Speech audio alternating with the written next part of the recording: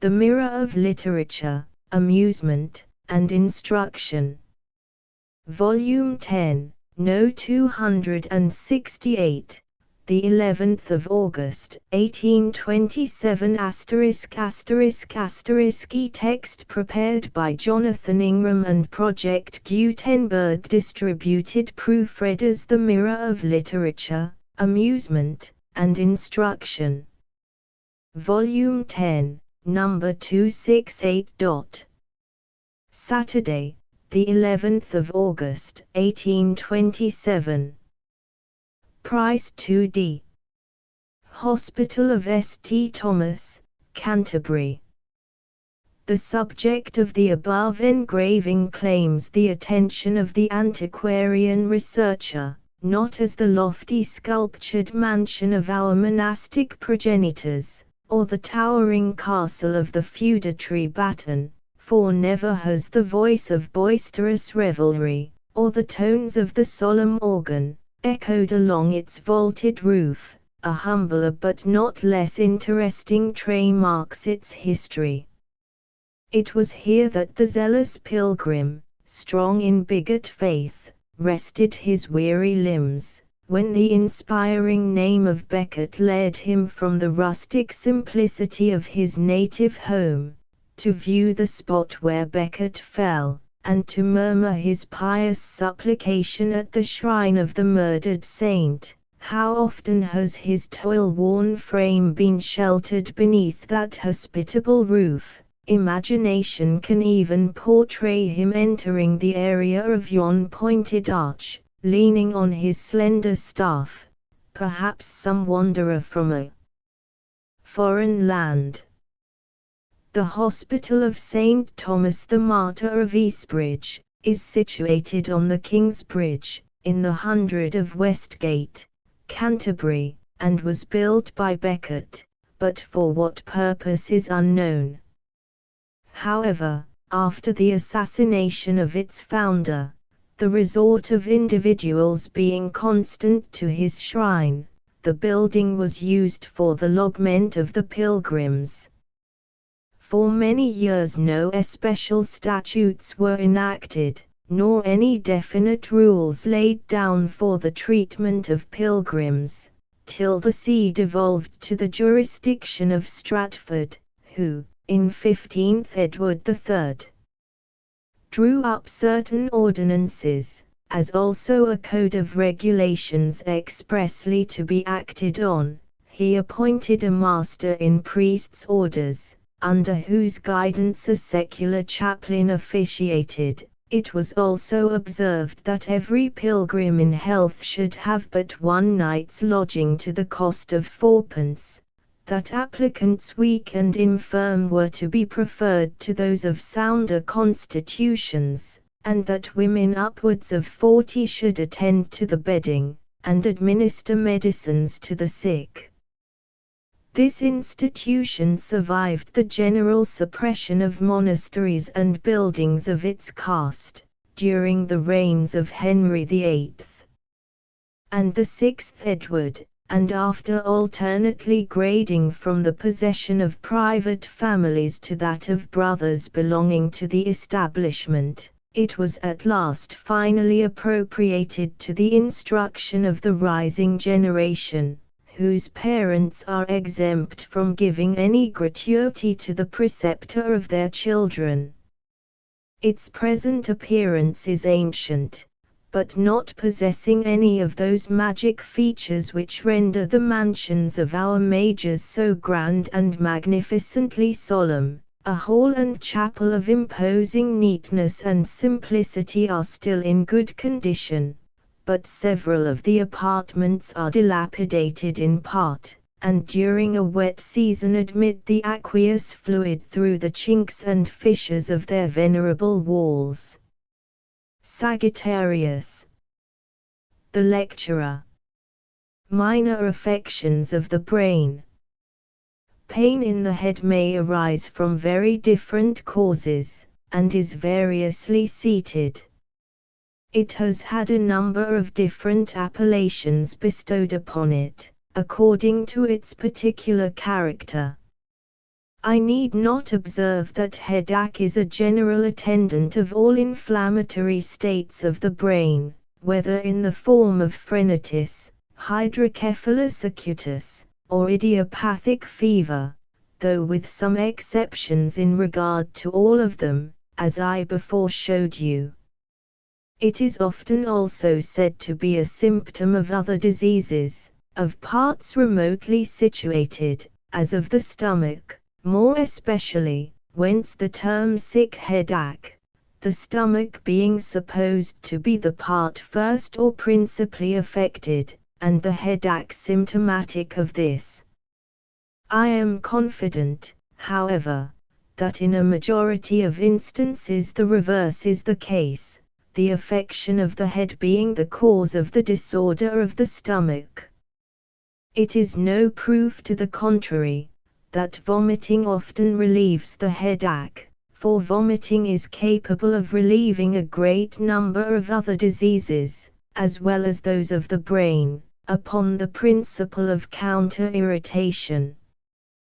The stomach may be disordered by nauseating medicines, up to the degree of full vomiting, without any headache taking place, but the brain hardly ever suffers, either from injury or disease, without the stomach having its functions impaired, or in a greater or less degree disturbed.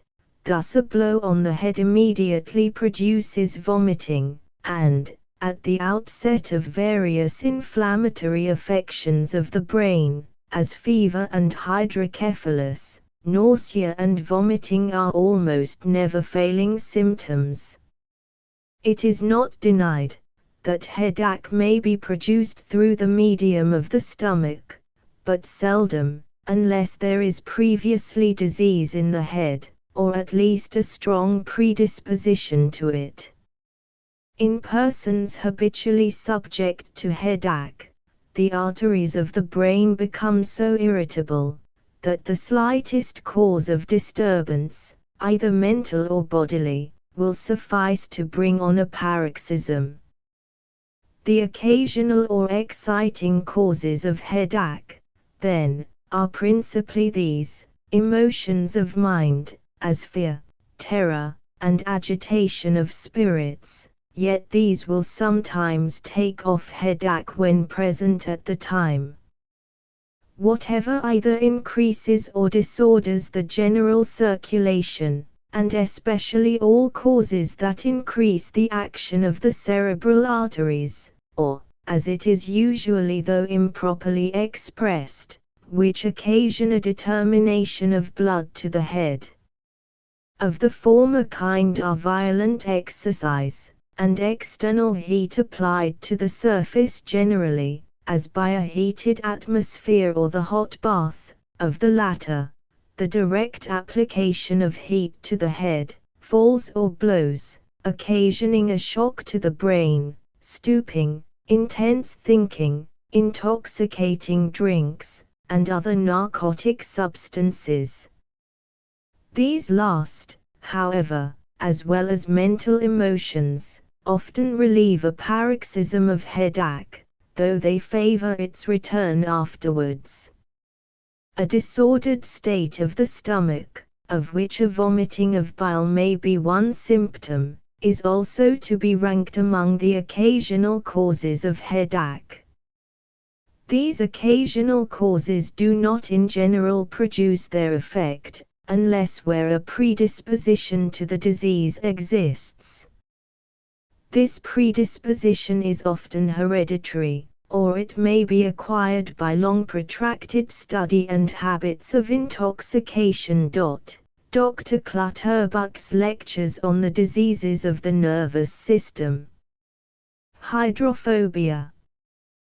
There is no cure for this disease when once the symptoms show themselves. A variety of remedies have from time to time been advertised by quacks. The Ormskirk medicine at one time was much in vogue. It had its day, but it did not cure the disease, nor, as far as I know, did it mitigate any of its symptoms. With regard to the affection of the mind itself in this disease, it does not appear that the patients are deprived of reason. Some have merely, by the dint of resolution, conquered the dread of water, though they never could conquer the convulsive motions which the contact of liquids occasioned, while this resolution has been of no avail, for the convulsions and other symptoms increasing, have almost always destroyed the unhappy sufferers. Abernethy's Lectures. Effects of kindness on the sick. Under all circumstances, man is a poor and pitiable being, when stricken down by disease. Sickened and subdued, his very lineaments have a voice which calls for commiseration and assistance.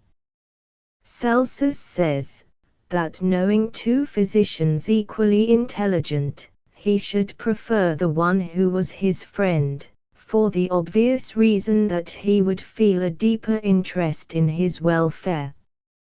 Kindness composes, and harshness disturbs the mind, and each produces correspondent effects upon the body.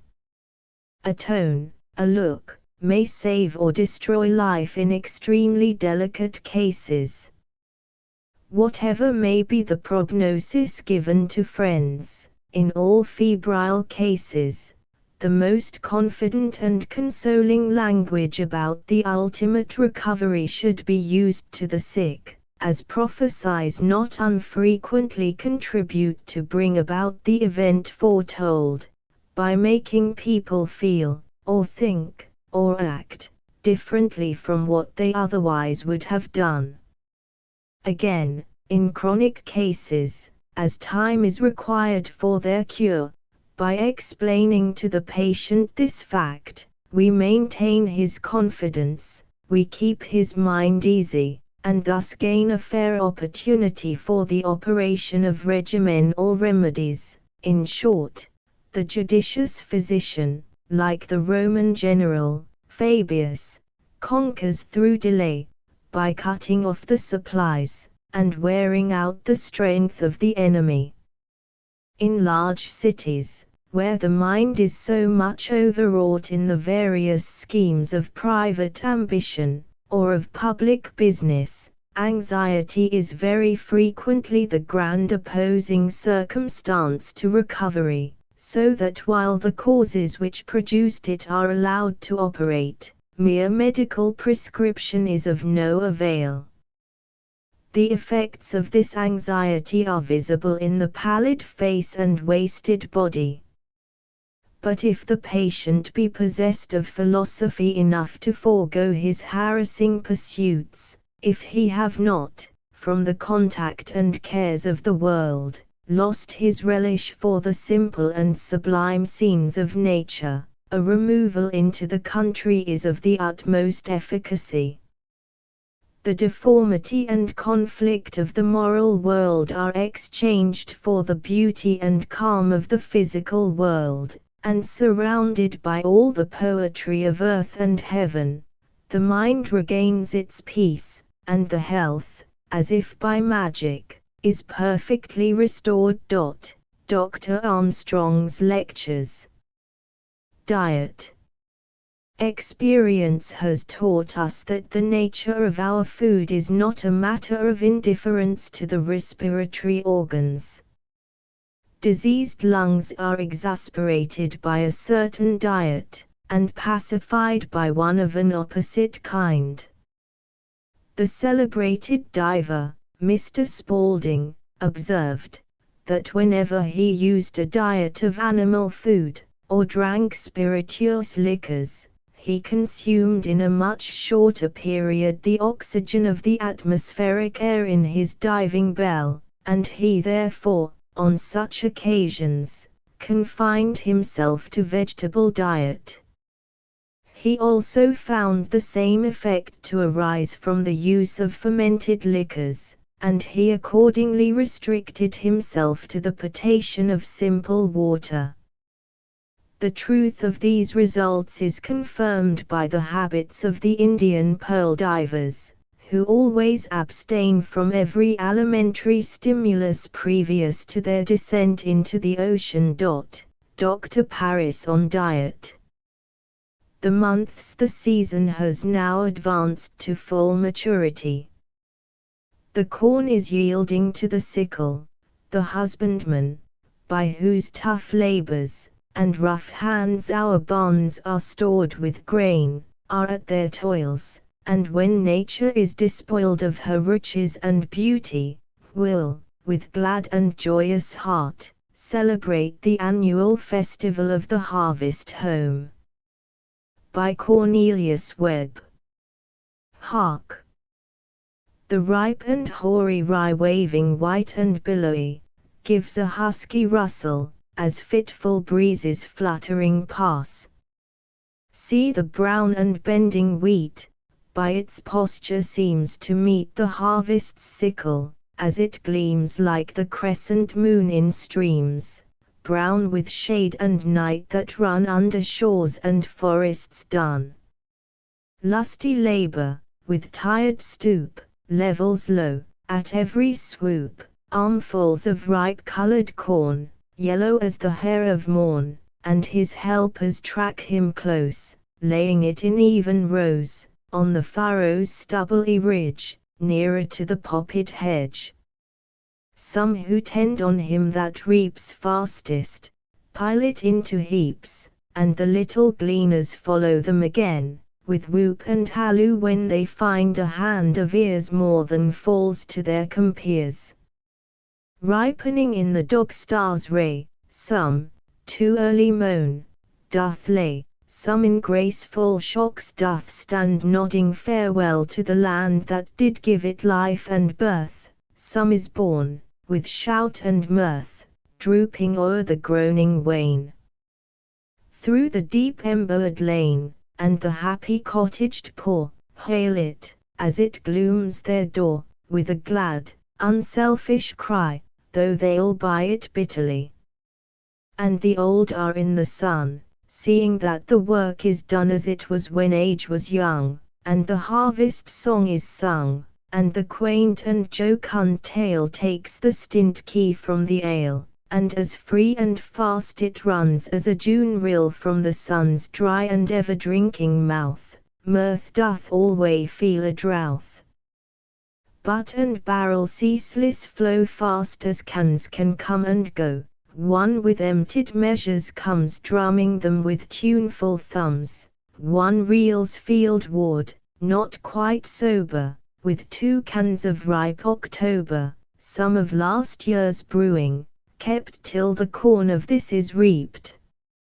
Now 'tis eve, and done all labor, and to merry pipe and tabor, or to some cracked viol strummed with vile skill, or table drummed to the tune of some brisk measure, wont to stir the pulse to pleasure, men and maidens timely beat the ringing ground with frolic feet, and the laugh and jest go round till all mirth in noise is drowned. Literary souvenir. Armorial bearings at Croydon Palace. To the editor of the Mirror. Sir, in number 266 of the Mirror, Sagittarius wishes to know the name of the person whose armorial bearings are emblazoned at Croydon Palace.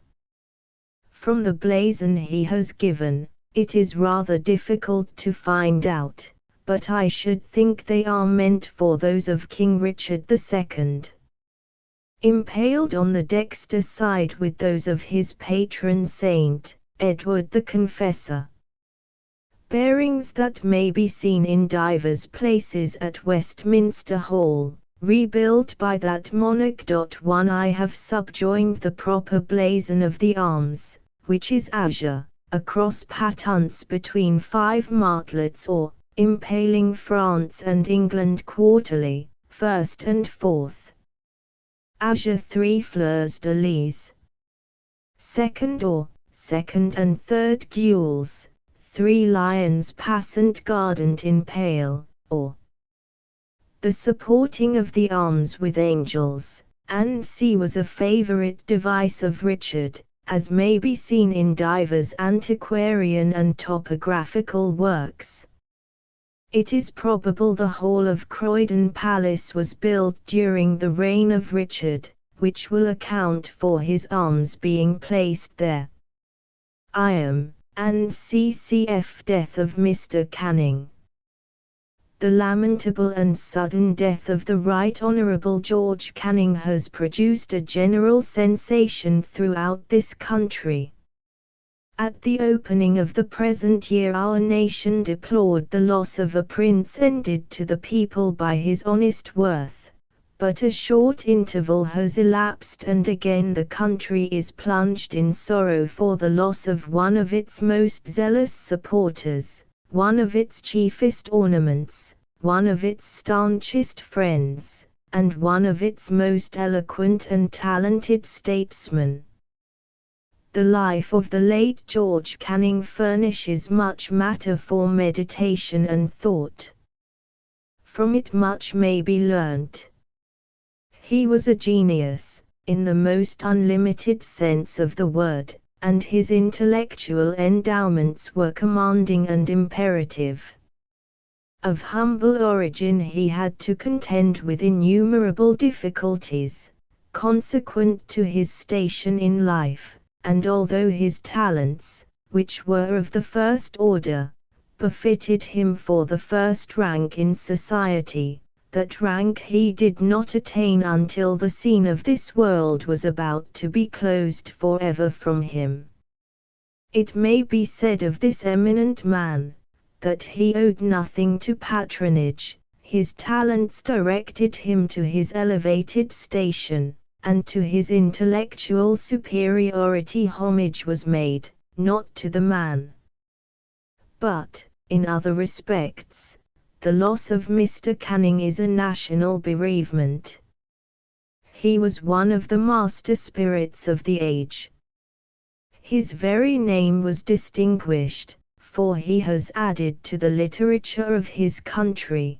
By his writings and his eloquence he has stimulated the march of mind, he has seconded the exertions of liberal friends to the improvements of the uneducated, and he has patronized the useful as well as the fine arts, philosophy and science, of his country. To expatiate at greater length would be superfluous, as we have in another place recorded our humble tribute to his general character. 2 We have now, therefore, merely to put together the melancholy facts connected with his death, and which will convey to another generation a just sense of the value, in our time, attached to a noble and exalted genius. The just and elegant laconism of Byron, by substituting the past for the present tense, may now be adopted as a faithful and brief summary of what was George Canning. Canning was a genius, almost an universal one, an orator, a wit, a poet, and a statesman. The king, with his usual quickness, was the first to perceive the dangerous state of Mr. Canning. We understand that almost immediately after he had quitted him, on Monday, His Majesty observed to Sir William Knighton, that Mr. Canning appeared very unwell, and that he was in great alarm for him. On Tuesday, Sir William repaired to town, at the express command of His Majesty, to see Mr. Canning. At the interview with him, at the Treasury, Sir William made particular inquiries into the state of his health.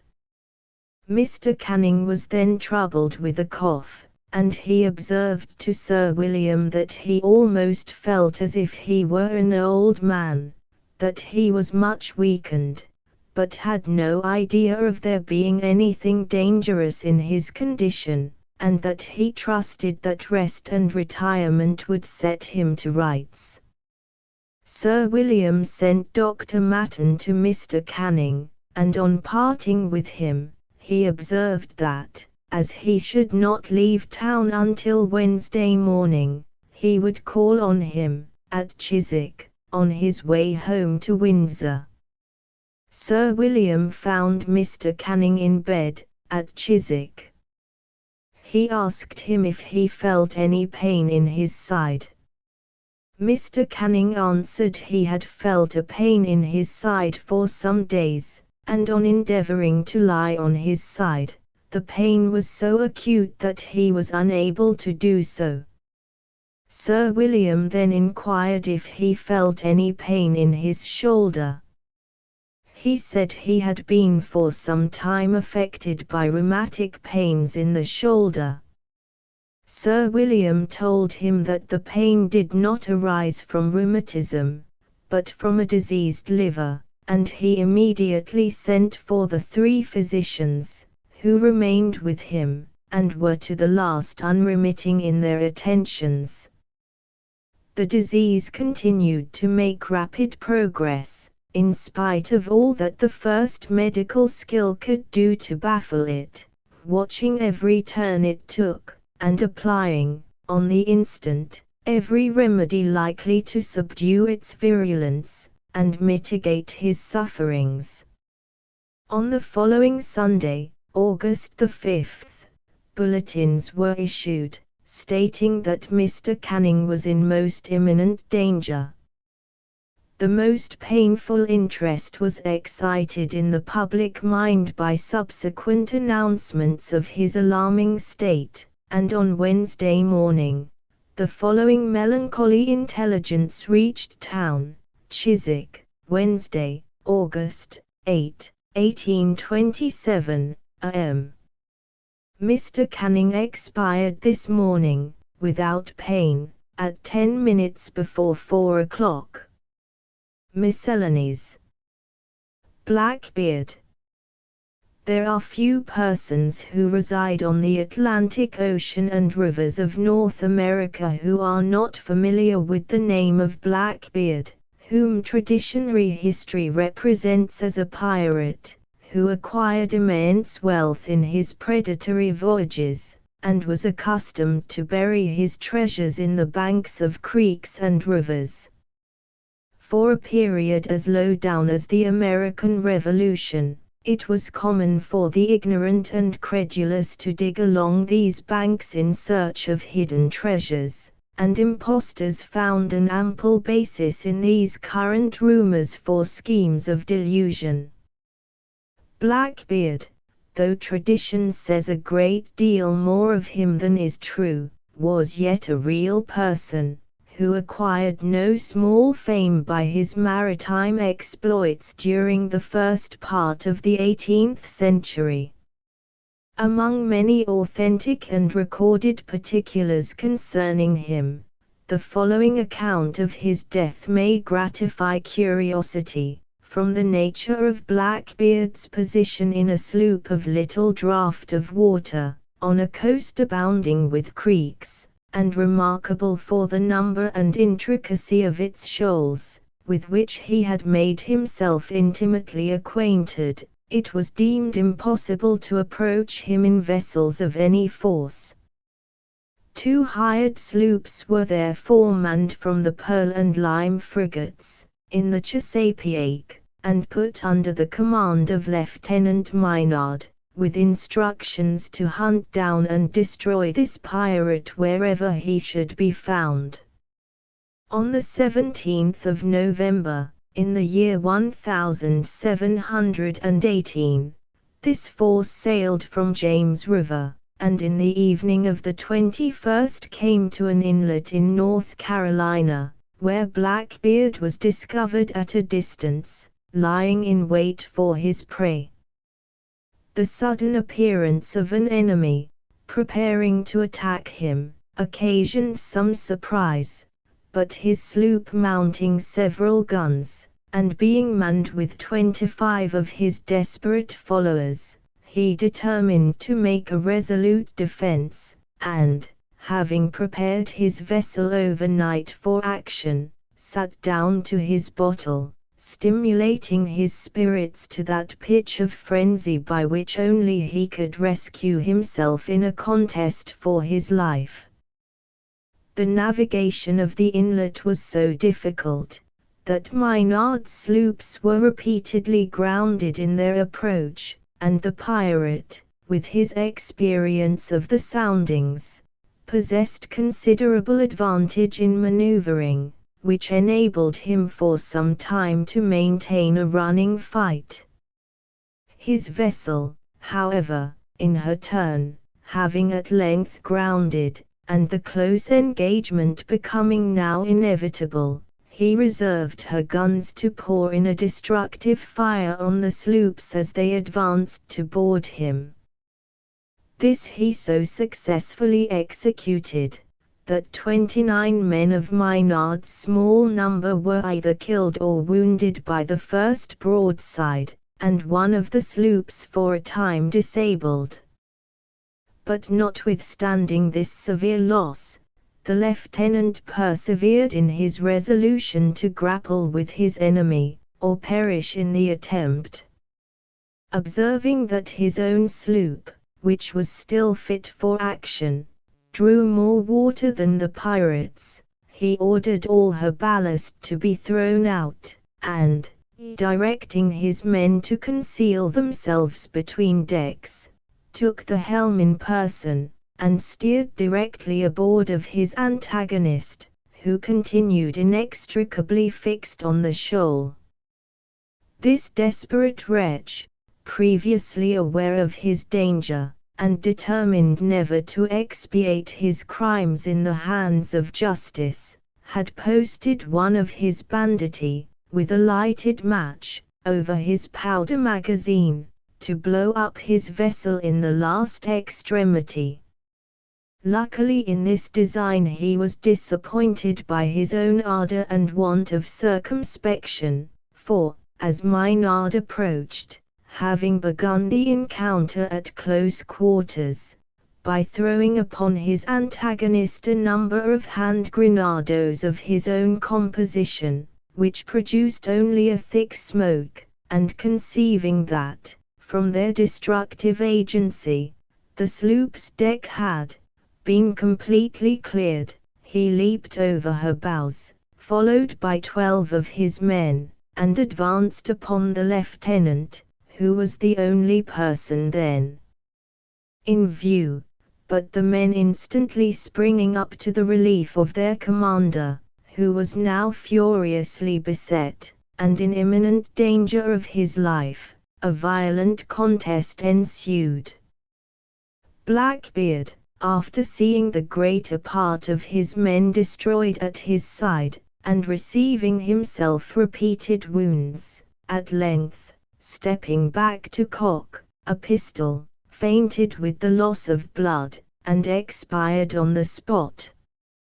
Maynard completed his victory, by securing the remainder of these desperate wretches, who were compelled to sue for mercy, and a short respite from a less honorable death at the hands of the executioner. Islands produced by insects. The whole group of the 1,000 islands, and indeed the greater part of all those whose surfaces are flat, in the neighborhood of the equator, owe their origin to the labors of that order of marine worms which Linnaeus has arranged under the name of zoophyta.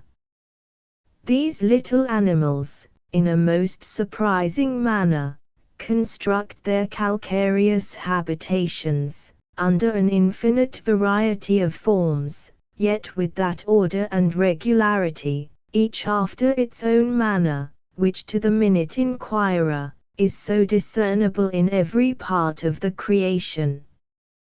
But, although the eye may be convinced of the fact, it is difficult for the human mind to conceive the possibility of insects so small being endued with the power, much less of being furnished in their own bodies with the materials of constructing the immense fabrics which, in almost every part of the Eastern and Pacific Oceans lying between the tropics, are met with in the shape of detached rocks, or reefs of great extent, just even with the surface, or islands already clothed with plants, whose bases are fixed at the bottom of the sea, several 100 feet in depth, where light and heat, so very essential to animal life, if not excluded, are sparingly received and feebly felt. Thousands of such rocks, and reefs, and islands, are known to exist in the Eastern Ocean, within, and even beyond, the limits of the tropics. The eastern coast of New Holland is almost wholly girt with reefs and islands of coral rock, rising perpendicularly from the bottom of the abyss. Captain Kent, of the Buffalo, speaking of a coral reef of many miles in extent, on the southwest coast of New Caledonia, observes, that it is level with the water's edge, and towards the sea, as steep to as a wall of a house, that he sounded frequently within twice the ship's length of it with a line of 150 fathoms, or 900 feet, without being able to reach the bottom. How wonderful, how inconceivable, that such stupendous fabrics should rise into existence from the silent but incessant, and almost imperceptible, labors of such insignificant worms. To buy books, as some do who make no use of them, only because they were published by an eminent printer, is much as if a man should buy clothes that did not fit him, only because they were made by some famous tailor. Pope. To my brother, on his leaving England. By the author of Ahab. For the Mirror. Wherever your fortune may lead you to roam, forget not, young exile, the land of your home. Let it ever be present to memory's eye, 'tis the place where the bones of your forefathers lie.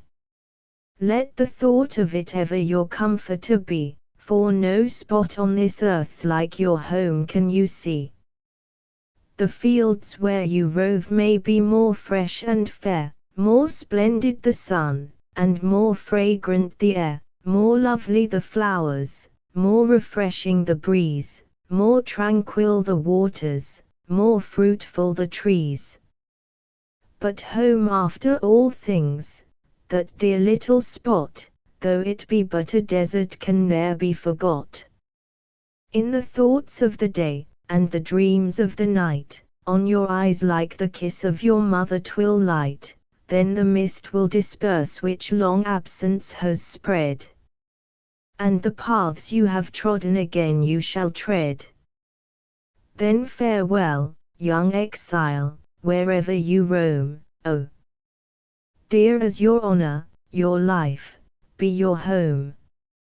JHS Retrospective Gleanings. Orders for household servants in 1566. Orders for household servants, first deused by John Harington, in the year 1566, and renewed by John Harington, son of the said John, in the year 1592, the said John, the son, being then High Shrieve of the county of Somerset. Imprimis, that no servant be absent from prayer, at morning or evening, without a lawful excuse, to be alleged within 1 day after, vpen pain to forfeit for your time 2d. 2 item, that none swear any oath, vpen pain for every oath 1d. 3 item, that no man leo any door open that he find death shut, without thereby cause, vpen pain for a time 1d. 4 item, that none of the men be in bed, from Our Lady Day to Michaelmas, after 6 of the clock in the morning, nor out of his bed after 10 of the clock at night, nor, from Michaelmas till our Lady Day, in bed after 7 in the morning, nor out after 9 at night, without reasonable cause, on pain of 2d. v. That no man's bed be made, nor fire or candle box clean, after 8 of the clock in the morning, on pain of 1d. 6 item. That no one commit any nuisance within either of the courts, vn pain of 1d. 7 item. That no man teach any of the children any vn honest speech, or evil word, or oath, on pain of 4d. 8 item. That no man wait at the table without a trencher in his hand, except it be vn some good cause, on pain of id. 9 item. That no man appointed to wait at my table be absent that meal, without reasonable cause, on pain of 1d. X item. If any man break a glass, he shall answer the price thereof out of his wages, and, if it be not known who break it, the butler shall pay for it on pain of 12d. 11 item. The table must be cleared half an hour before 11 at dinner, and 6 at supper, or before, on pain of 2d. 12 item. That meat be ready at 11, or before, at dinner, and 6, or before, at supper, on pain of 6d. 13 item. That none be absent, without leo or good cause, the whole day, or any part of it, on pain of 4d. 14 item. That no man strike his fellow, on pain of loss of serious, nor rule or threaten, or provoke another to strike, on pain of 12d. 15 item. That no man come to the kitchen without reasonable cause, on pain of 1d. And the cook likewise to forfeit 1d. 16 item. That none toy with the maids, on pain of 4d. 17 That no man wear foul shirt on Sunday, nor broken hose or shoes, or doublet without buttons, on pain of 1d. 18 item. That, when any stranger goeth hence, the chamber be dressed vp again within 4 hours after, on pain of 1d. 19 item. That the whole be made clean a day, by 8 in the winter, and seon in the summer, on pain of him that should do it to forfeit 1d. XX That the court gate be shut each meal, and not opened during dinner and supper, without just cause, on pain the porter to forfeit for a time, 1d. XXI item. That all stairs in the house, and other rooms that need shall require, be made clean on Friday after dinner, on pain of forfeiture of on whom it shall belong to, 3d. All which sums shall be duly paid each quarter day out of their wages, and bestowed on the poor, or other godly vse. The Novelist. No CVII. The Wood King. By Miss Emma Roberts.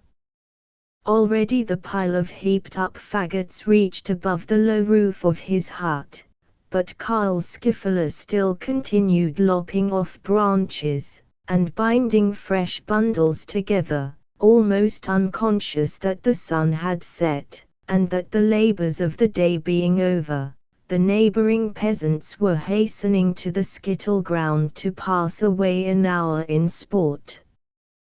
The woodcutter's hut was perched upon an eminence a little out of the public path, but he heard the merry songs of his comrades as they proceeded gaily to the place of rendezvous, at the Golden Stag in the village below. Many of his intimate acquaintance paused as they approached the corner of the road nearest to his hut, and the wildwood rang with their loud halloos. But the call, which in other times had been echoed by the woodman's glad voice, was now unanswered. He busied himself with his work, his brow darkened as the joyous sounds came over his ear. He threw aside his hatchet, resumed it again, and again casting it from him, exclaimed, "Why, let them go, I will not carry this chafed and wounded spirit to their revels. My hand is not steady enough for a bowling match, and since Linda will doubtless choose a richer partner, I have no heart for the dance." It was easy to perceive that Karl Skiffler was smarting under a recent disappointment. He had borne up bravely against the misfortunes which, from a state of comparative affluence, had reduced him to depend upon his own arm for subsistence, fondly trusting that ere long his prospects would amend, and that, at the return of the Count of Holberg to his ancestorial dominions, he should obtain a forester's place, and be enabled to claim the hand of Linda von Kleist, to whom, in happier times, he had been betrothed. But these dreams had vanished. The Count's bailiff, having seen Linda, the flower of the hamlet, became his rival, and consequently his enemy. He had bestowed the office promised to Karl upon another, and Linda's father, ungratefully withdrawing the consent given when the lovers' affairs were in a more flourishing condition, had forbidden him the house. Buoyed up with the hope that Linda would remain faithful, and by her unabated attachment console him under the pressure of his calamities, Karl did not at first give way to despair, but Linda was too obedient, or perchance too indifferent, to disobey her father's commands. He sought her at the accustomed spot, she came not, sent not. He hovered round her residence, and if chance favored him with a glimpse of his beloved, it was only to add to his misery, for she withdrew hastily from his sight. A rumor of the intended marriage of his perjured mistress reached his ears, and, struck to the soul, he endeavored, by manual labor, to exhaust his strength and banish the recollection of his misery. He toiled all day in feverish desperation, and now that there was no more to be done, sat down to ponder over his altered prospects. The bailiff possessed the ear of his master, and it was useless to hope that the Count would repair the injustice committed by so trusted a servant. The situation which above all others he had coveted, which would have given him the free range of the forest, the jovial hunter's life which suited his daring spirit, delighting in the perils of the chase, and, above all, a home for Linda, was lost, and forever. Henceforward he must relinquish all expectation of regaining the station which the misfortunes that had brought his parents to the grave had deprived him of, and be content to earn a sordid meal by bending his back to burthens befitting the brute creation alone, to hew wood, and to bear it to the neighboring towns, to delve the ground at the bidding of a master, and to perform the offices of a menial hireling. "At least not here," cried the wretched young man, "not in the face of all my former friends. There is a refuge left where I may hide my sorrows and my wrongs. Fair earth, and thou fair sky, I gaze upon you for the last time. Buried from the face of day in the center of the deepest mine, I'll spend the remnant of my life unpitied and unknown. Determined to execute this resolution on the instant, Karl hastily collected such parts of his slender property as were portable, and having completed his arrangements, prepared to cross the Brocken, and shaped his course towards the Rammelsberg. The last rich gleam of crimson had faded from the sky, but there was light enough in the summer night to guide him on his way. A few bright and beautiful stars gemmed the wide concave of heaven. The air was soft and balmy, scarcely agitating the leaves of the forest trees. The fragrant sweeping limes gave out their richest scent, and the gentle gush of fountains, and the tricklings of the mountain springs, came in music on the ear, and had the traveller been more at ease, the calm and tranquil scene must have diffused its soothing influence over his heart. Karl, disregarding everything save his own melancholy destiny, strode along almost choked by bitter thought, and so little heedful of the road, that he soon became involved in thickets whose paths were unknown to him. He looked up to the heavens, and shaping his course by one of the stars, was somewhat surprised to find himself still involved in the impenetrable mazes of the wood. Compelled to give more attention than heretofore to his route, he once or twice thought that he distinguished a human figure moving through the darkness of the forest. At first, not disposed to fall in with a companion, he remained silent, lest the person, whoever he might be, should choose to enter into conversation with him. Then, not quite certain whether he was right in his conjecture, for upon casting a second glance upon the object which attracted him, he more than once discovered it to be some stunted trunk or fantastic tree. He became anxious to ascertain whether he was in reality alone, or if some other midnight wanderer trod the waste, and he looked narrowly around. All was still, silent, and solitary, and fancying that he had been deceived by the flitting shadows of the night, he was again relapsing into his former reverie, when he became aware of the presence of a man dressed in the garb of a forester, and having his cap wreathed with a garland of green leaves, who stood close at his side. Karl's tongue moved to utter a salutation, but the words stuck in his throat. An indescribable sensation of horror thrilled through his frame. Tales of the demons of the hearts rushed upon his memory, but he recovered instantly from the sudden shock. The desperate state of his fortune gave him courage, and, looking up, he was surprised at the consternation which the stranger had occasioned. He was a person of ordinary appearance, who, accosting him frankly, exclaimed, "Ho, comrade, thou art, I see, bent on the same errand as myself, but wherefore dost thou seek the treasures of the Nibelungen without the protecting wreath?" "The treasures of the Nibelungen," returned Karl, "I have indeed heard of such a thing, and that it was hidden in the bosom of the Harz by a princess of the olden time, but I never was mad enough to think of so wild a chase as a search after riches, which has baffled the wisest of our ancestors, must surely prove."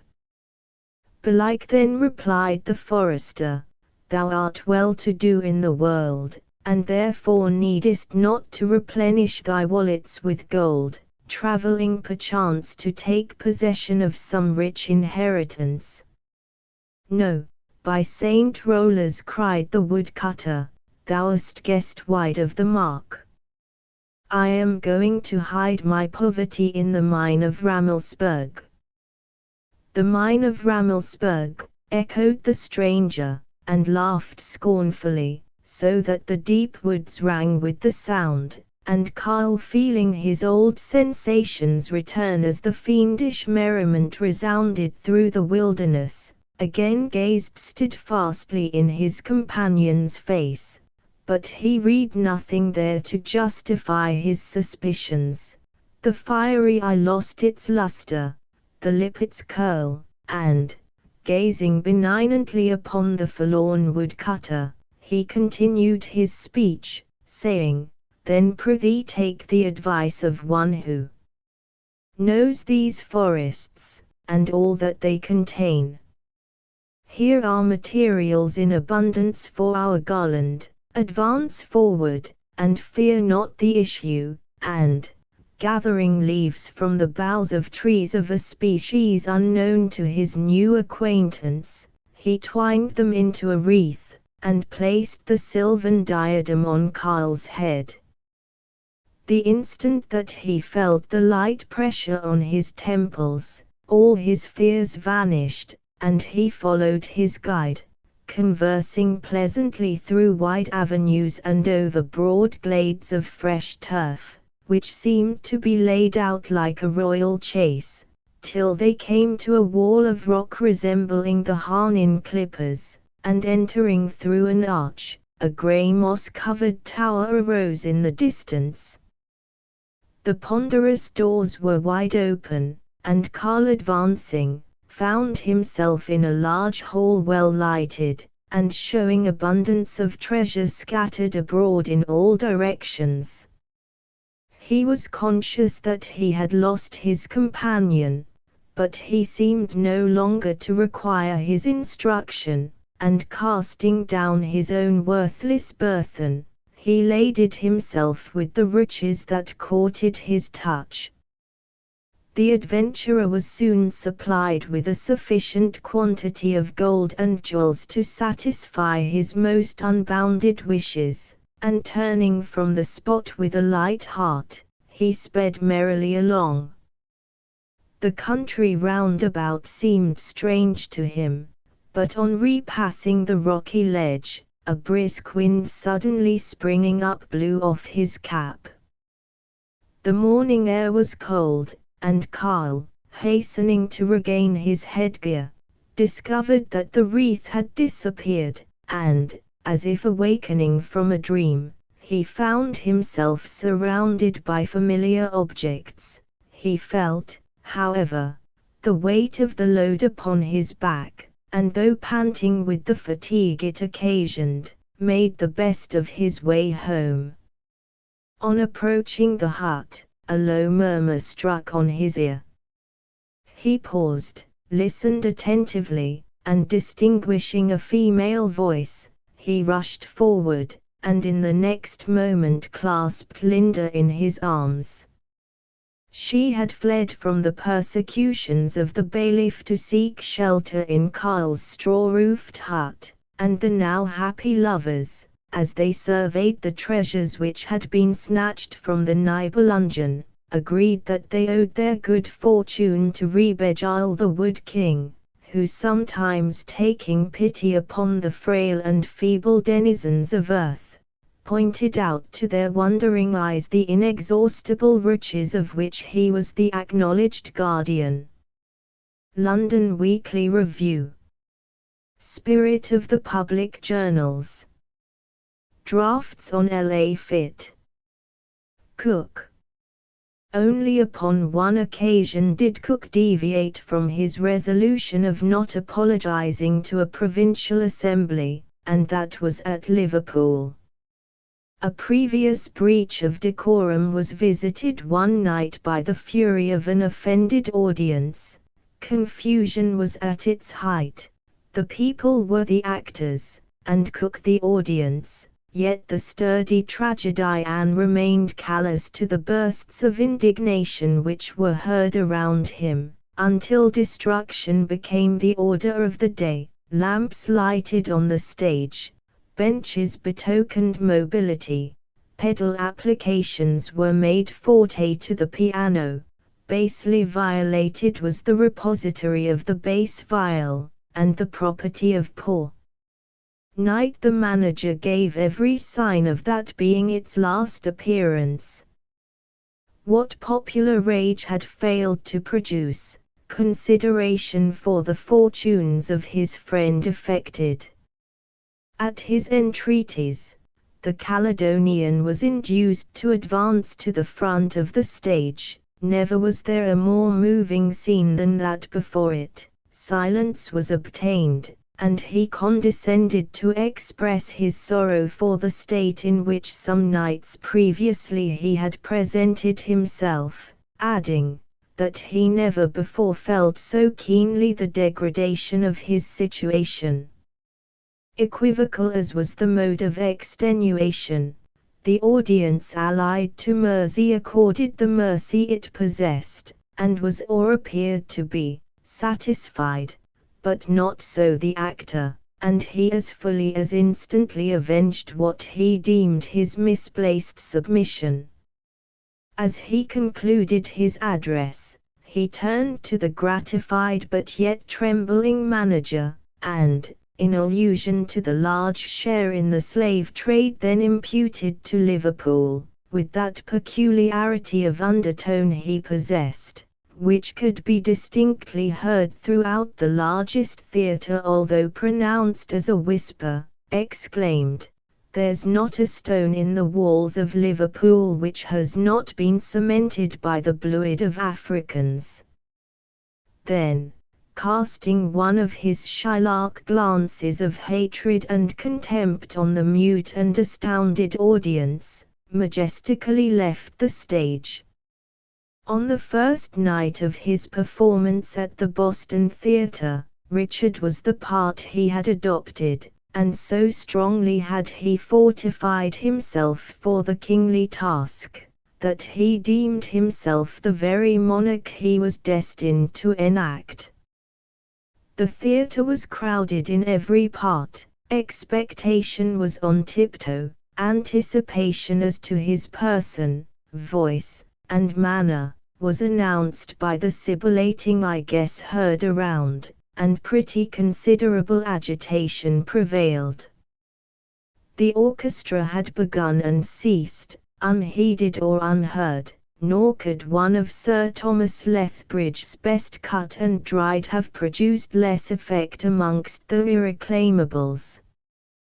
The curtain rose, and amidst thundering plaudits the welcome stranger advanced, in angles, to the front of the stage, and, as Sir Pertinax has it, booed and booed and booed, but greeting could not endure forever. Well-justified curiosity assumed its station, and at length silence, almost breathless silence, reigned around, such as attended Irving in his Zor, or Canning when he lately produced his Budget. The hospitable clamour was over, but instead of now is the winter of our discontent made glorious summer by this son of York being given. Cook, in a respectful but decided tone, requested that God Save the King might be played by the orchestra prior to the commencement of the play. The proposal at first but excited mockery and laughter, which, however, gave way to far different feelings, on Cook firmly and composedly declaring, that, until his request was complied with, he was determined not to proceed, and, should it be absolutely refused, he was resolved to retire.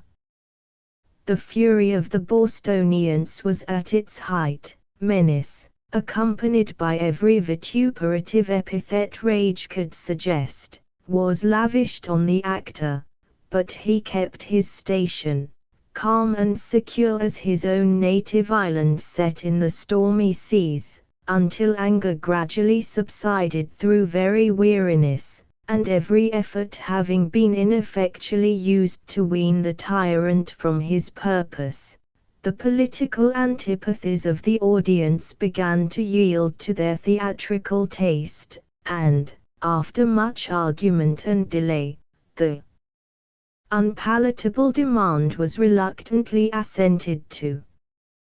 Cook, however, whose nature it was, when opposed, only to become more exigent, was not himself appeased, for, as the notes unpleasing to a Yankee ear were sounded, with a majestic wave of his hand he silenced the unwilling music, and, standing, if you please, was as dictatorially as fearlessly pronounced, to the consternation of the audience.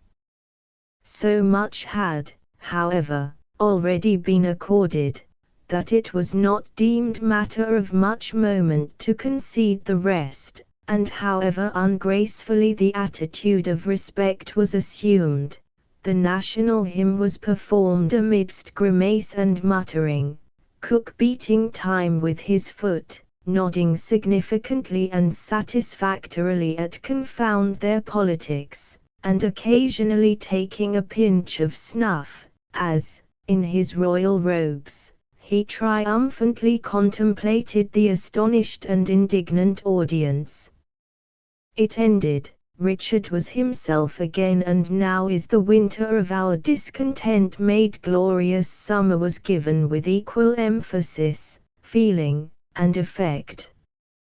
At the time that greater performer, the elephant, made his appearance on the boards, his own board became a subject of no trifling consideration with the managers, particularly as the African had taken a predilection for rum, which the new actor used to quaff with extraordinary zest. On one occasion Cook was missing from a morning rehearsal, and all had been some time in waiting for the tragedian, when the messenger whom Kerrible dispatched in search of him, returned grinning to the green room. "Where is Mr. Cook, sir?" demanded Kemble. "He is below breakfasting with the elephant, sir," was the reply. It was too much for Cook, after having so frequently disappointed full houses, to be obliged to play to an empty theatre. It was like playing whist with dummy. However, towards the close of the O.P. War, which, by the way, excited more the attention of the Parisians than the national contest in which we were engaged, the public had adopted the plan of never commencing operations until half price, to the injury of the manager's purse.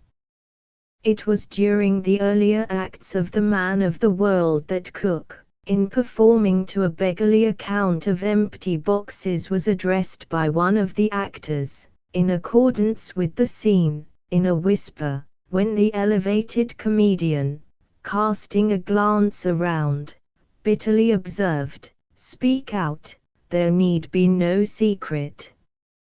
No one hears us."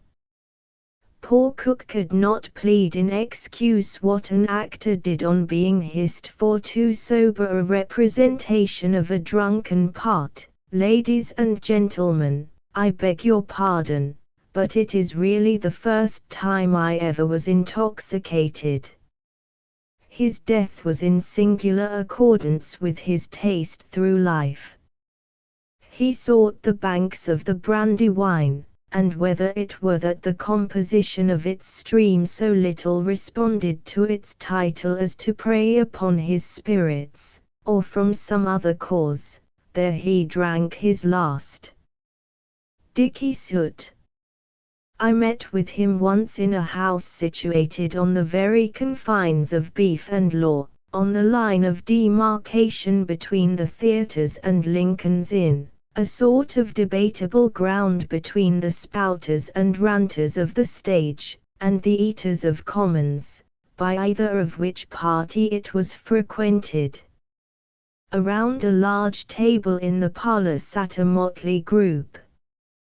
There were ragged wits, well-dressed students, new-fledged actors, a hackney writer or so, an Irish barrister named Shutter, a Scotch reporter, and a hodgepodge of most discordant materials congregated under the amalgamating power of Soot, who seemed, by the incongruity of his dress and diversified manner, to have studied the various tastes of those he swayed, and to be the comprehensive representative of each of the strange beings he looked upon, with all of whom he would occasionally identify himself with so much ease, that it were hard to say whether it was the result of labor or of tact, of calculation, or the mere impulse of mother wit. The ropes of his face, when drawn taut, peculiarly commanded the attention of the Caledonian, while the sly and humorous glance of his half-shut eye was acknowledged by the Hibernian to whom it was addressed. The snowdrift of powder which lay in patches on his long, straight hair, agreed with the taste of his dramatic nursling. The far-extended cambric of white frill imposed upon the students, while the unseemly rents in his coat at once compensated to the wits for what there might be of gaudy or gay in his outward man. We were received with equal courtesy and ceremony by the President, and were just seated, when a ballet dancer of Drury Lane entered. As he was a Frenchman, it became a question of national politeness, and Dicky chested him to his dexter, and, as was befitting, condescended to address him. "I am proud, sir," said Soot, with the formality of Blackrod himself, "to do the honors of my country to the representative of a nation which held my master Garrick in peculiar respect. He was a great actor, sir, a wonderful man. Your Leckine, or any other cane, could not come up to him, for he was able, pardon the pun. Oh, la, but he was vain, sir, vain as a peacock. It could not be of his person. Had he been, as Richard has it, a marvelous proper man like myself, one might have said something. He used to say, I was too lean for Soot. Oh, dear. A votre santé, monsieur, happy to see you on this side the Channel. Never been to France yet, although in the Straits great part of my life, and not unfrequently half seas over. Well, sir, to return to Garrick. There was that man Fray the North who wrote the History of England, and Roderick Random, the latter a true story, they say, he who challenged Campbell the barrister, for calling him names, to bias the cause. Well, sir, Davy refused one of his farces, but the wily Caledonian pocketed the affront, in coolly observing that he had nearly completed another volume of his history, and hoped he might be permitted to name the British Roches, the pride of his country, and all that sort of thing. It was a palpable hit, sir. The thing was settled, the manager managed, and Smelfungus retired, without his manuscript, half sorry he had not added another scene to his farce. Well, sir, the story got wind, and some days after Davy dined with a lawyer who had interested himself vainly for a friend's comedy with him, when, in the course of conversation, the barrister observed to Davy, before a large company, that he had nearly compiled another volume of the statutes at large, would they were all at large, and hoped he might be permitted to name the British Roches, the pride of his country. There was a roar at the expense of Garrick. The gold jade winced terribly, he was touchy as tinder, sir, never was digest so ill digested. It was when the meteor-like popularity of Little Betty was at its height that poor Soot fell ill, at what he termed his town residence, a second floor in a low street, and the pygmy Roches, having eaten too much fruit, kept all London in intense agony for his fate at the same moment. Bulletins were exhibited in Southampton Row several times a day, signed by numerous physicians. Had he died, how posterity would have been befooled. Soot was then actually dying, yet would he have his joke, and his last moments were cheered by the hoarse laugh of the rabble assembled to spell the bulletin suspended to the second-floor bell, attested by the mark of the old woman who attended him. "You shall be buried in St. Paul's," said a friend. "Oh, la," was the dying ejaculation of the comedian. New Monthly Magazine. The Selector, and literary notices of new works. American Traveling. The 7th of June, at 3 in the morning, the steamboat, which was of immense size, and on the high-pressure system, arrived at Albany, having come 160 miles in 17 hours, including stoppages. I found that, unluckily, the mail coach had left the place just before our arrival, so I booked myself in an accommodation stage, which was to reach Boston, a distance of 160 miles, in 3 days, and entered the wretched-looking vehicle, with a heavy heart, at 8 o'clock. The machine in which I traveled was slow and crowded. The proprietor had undertaken to let us rest at night on the road, but we found that his notions of rest were very imperfect, and that his night was one of the polar regions. Having partaken of a wretched dinner at Sand Lake, we arrived about 1 in the morning at Cheshire, where we were to sleep. By dint of most active exertion, I secured a bed to myself, the narrow dimensions of which precluded the possibility of participation, and plunged into it with all possible haste, as there was not a moment to be lost. Secure in single blessedness, I was incredibly amused at the compliments of nocturnal arrangement which passed around me among my Yankee companions. They were 9 in number, and occupied by triplets the 3 other beds which the room contained. Whether it was with a view of preserving their linen unrumpled, or of enjoying greater space, I cannot tell, but certain it is, that they divested themselves of clothing to a degree not generally practiced in Europe. A spirit of accommodation appeared to prevail, and it seemed to be a matter of indifference whether to occupy the lateral portions of the bed, or the warmer central position, except in one instance, where a gentleman protested against being placed next to the wall, as he was in the habit of chewing tobacco in his sleep.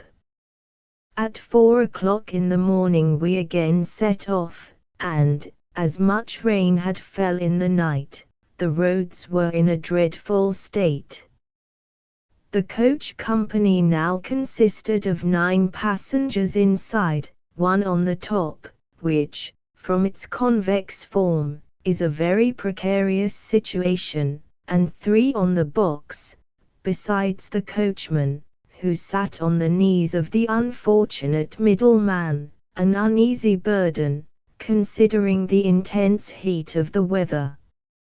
It matters little to the American driver where he sits. He is indeed, in all respects, a far different personage from his great-coated prototype in England.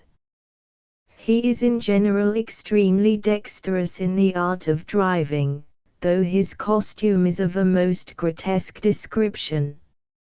Figure to yourself a slipshod sloven, dressed in a striped calico jacket and an old straw hat, alternately arranging the fragile harness of his horses, and springing again upon his box with surprising agility, careless of the bones of his passengers, and confident in his skill and resources. He scruples not frequently to gallop his coach over corduroy roads, so called from being formed of the trunks of trees laid transversely, or dash it round corners, and through holes that would appall the heart of the stoutest English coachman, however elated by gin, or irritated by opposition.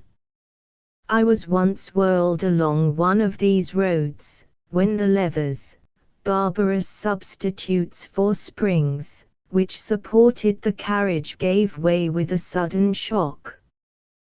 The undaunted driver instantly sprang from his box, tore a stake from a rail fence by the roadside, laid it across under the body of the coach, and was off again before I properly recovered the use of my senses, which were completely bewildered by the jolting I had undergone.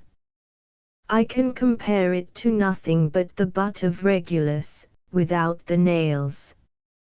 When the lash and butt end of the whip fail him, he does not scruple to use his foot, as the situation of his seat allows the application of it to his wheelers. We dined at New Salem at 6, and arrived at Petersham, where we were to sleep, at 12 o'clock at night, having been 20 hours coming 60 miles.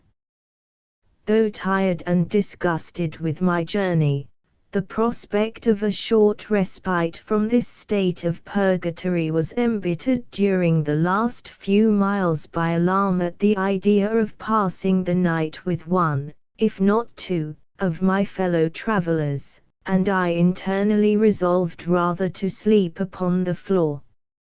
After a desperate struggle, I succeeded, to my great joy, in securing a bed for myself, not, however, without undergoing a severe objurgation from the landlady, who could not understand such unaccommodating selfishness. Short were our slumbers. By the rigid order of the proprietor, we were turned out the next morning at 3, and pursued our journey. De Roos's personal narrative. Kangaroo waggery. One of the largest tame kangaroos I have seen in the country is domiciled here, and a mischievous wag he is, creeping and snuffing cautiously toward a stranger, with such an innocently expressive countenance, that roguery could never be surmised to exist under it, when, having obtained as he thinks a sufficient introduction, he claps his forepaws on your shoulders, as if to caress you, and raising himself suddenly upon his tail, administers such a well-put push with his hind legs, that it is 2 to 1 but he drives you heels over head. This is all done in what he considers facetious play, with a view to giving you a hint to examine your pockets, and see what bonbon you have got for him, as he munches cakes and comfits with Epicurean gout, and if the door be ajar, he will gravely take his station behind your chair at meal time, like a lackey, giving you an admonitory kick every now and then, if you fail to help him as well as yourself. 2 years in New South Wales. A magnificent waterfall. My swarthy guides, although this was unquestionably the first time that they had ever led a traveller to view the remarkable scenery of their country, evinced a degree of tact, as cicerone, as well as natural feeling of the picturesque, that equally pleased and surprised me. Having forewarned me that this was not yet the waterfall, they now pioneered the way for about a mile farther along the rocks, some of them keeping near, and continually cautioning me to look to my feet, as a single false step might precipitate me into the raging abyss of waters, the tumult of which seemed to shake even the solid rocks around us. At length we halted, as before, and the next moment I was led to a projecting rock, where a scene burst upon me, far surpassing my most sanguine expectations. The whole water of the river, except what escapes by the subsidiary channel we had crossed, and by a similar one on the north side, being previously confined to a bed of scarcely 100 feet in breadth, descends at once in a magnificent cascade of full 400 feet in height. I stood upon a cliff nearly level with the top of the fall, and directly in front of it. The beams of the evening sun fell upon the cascade, and occasioned a most splendid rainbow, while the vapory mists arising from the broken waters, the bright green woods that hung from the surrounding cliffs, the astounding roar of the waterfall, and the tumultuous boiling and whirling of the stream below, striving to escape along its deep, dark, and narrow path, formed altogether a combination of beauty and grandeur, such as I never before witnessed. As I gazed on this stupendous stream, I felt as if in a dream. The sublimity of nature drowned all apprehensions of danger, and, after a short pause, I hastily left the spot where I stood to gain a nearer view from a cliff that impended over the foaming gulf.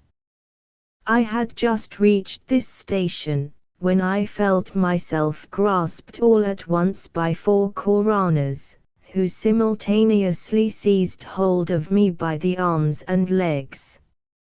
My first impression was, that they were going to hurl me over the precipice, but it was a momentary thought, and it wronged the friendly savages.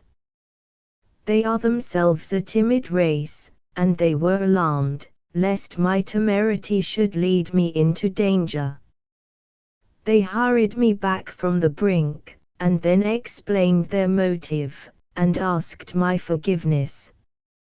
I was not ungrateful for their care, though somewhat annoyed by their officiousness. Thomson's Travels in Southern Africa. Setting in of an Indian monsoon. The shades of evening approached as we reached the ground, and just as the encampment was completed the atmosphere grew suddenly dark, the heat became oppressive, and an unusual stillness presaged the immediate setting in of the monsoon. The whole appearance of nature resembled those solemn preludes to earthquakes and hurricanes in the West Indies, from which the East in general is providentially free. We were allowed very little time for conjecture. In a few minutes the heavy clouds burst over us. I witnessed 17 monsoons in India, but this exceeded them all in its awful appearance and dreadful effects. Encamped in a low situation, on the borders of a lake formed to collect the surrounding water, we found ourselves in a few hours in a liquid plain. The tent pins giving way, in a loose soil, the tents fell down, and left the whole army exposed to the contending elements. It requires a lively imagination to conceive the situation of 100,000 human beings of every description, with more than 200,000 elephants, camels, horses, and oxen, suddenly overwhelmed by this dreadful storm, in a strange country, without any knowledge of high or low ground, the whole being covered by an immense lake, and surrounded by thick darkness, which prevented our distinguishing a single object, except such as the vivid glare of lightning displayed in horrible forms. No language can describe the wreck of a large encampment thus instantaneously destroyed and covered with water, amid the cries of old men and helpless women, terrified by the piercing shrieks of their expiring children, unable to afford them relief. During this dreadful night more than 200 persons and 3,000 cattle perished, and the morning dawn exhibited a shocking spectacle. Forbes's Oriental Memoirs. Grace of carriage. This requires not only a perfect freedom of motion, but also a firmness of step, or constant steady bearing of the center of gravity over the base. It is usually possessed by those who live in the country, and according to nature, as it is called, and who take much and varied exercise. What a contrast is there between the gait of the active mountaineer, rejoicing in the consciousness of perfect nature, and of the mechanic or shopkeeper, whose life is spent in the cell of his trade, and whose body soon receives a shape and air that correspond to this. And in the softer sex, what a contrast is there, between her who recalls to us the fabled Diana of old, and that other, who has scarcely trodden but on smooth pavements or carpets, and who, under any new circumstances, carries her person as awkwardly as something to the management of which she is not accustomed. Arnott's Elements of Physics. The Cavalry School of St. Germain's. Bonaparte frequently visited the School of Infantry at Street Cyr, reviewed the cadets, and gave them cold collations in the park. But he had never visited the School of Cavalry since its establishment, of which we were very jealous, and did all in our power to attract him. Whenever he hunted, the cadets were in grand parade on the parterre, crying, "Vive l'Empereur," with all their young energies. He held his hat raised as he passed them, but that was all we could gain. Wise people whispered that he never would go whilst they were so evidently expecting him, that he liked to keep them always on the alert. It was good for discipline. The general took another plan, and once allowed no sign of life about the castle when the emperor passed. It was like a deserted place. But it did not take neither. He passed, as if there were no castle there. It was desperate. When, lo, the next day but one after I had spoken to him, he suddenly galloped into the court of the castle, and the cry of the sentinel, "L'Empereur," was the first notice they had of it. He examined into everything. All were in undress, all at work, and this was what he wanted. In the military schools the cadets got ammunition bread, and lived like well-fed soldiers, but there was great outcry in the circles of Paris against the bread of the School of St. Germain's. Ladies complained that their sons were poisoned by it. The emperor thought it was all nicety, and said no man was fit to be an officer who could not eat ammunition bread. However, being there, he asked for a loaf, which was brought, and he saw it was villainous trash, composed of peas, beans, rye, potatoes, and everything that would make flour or meal, instead of good brown wheaten flour.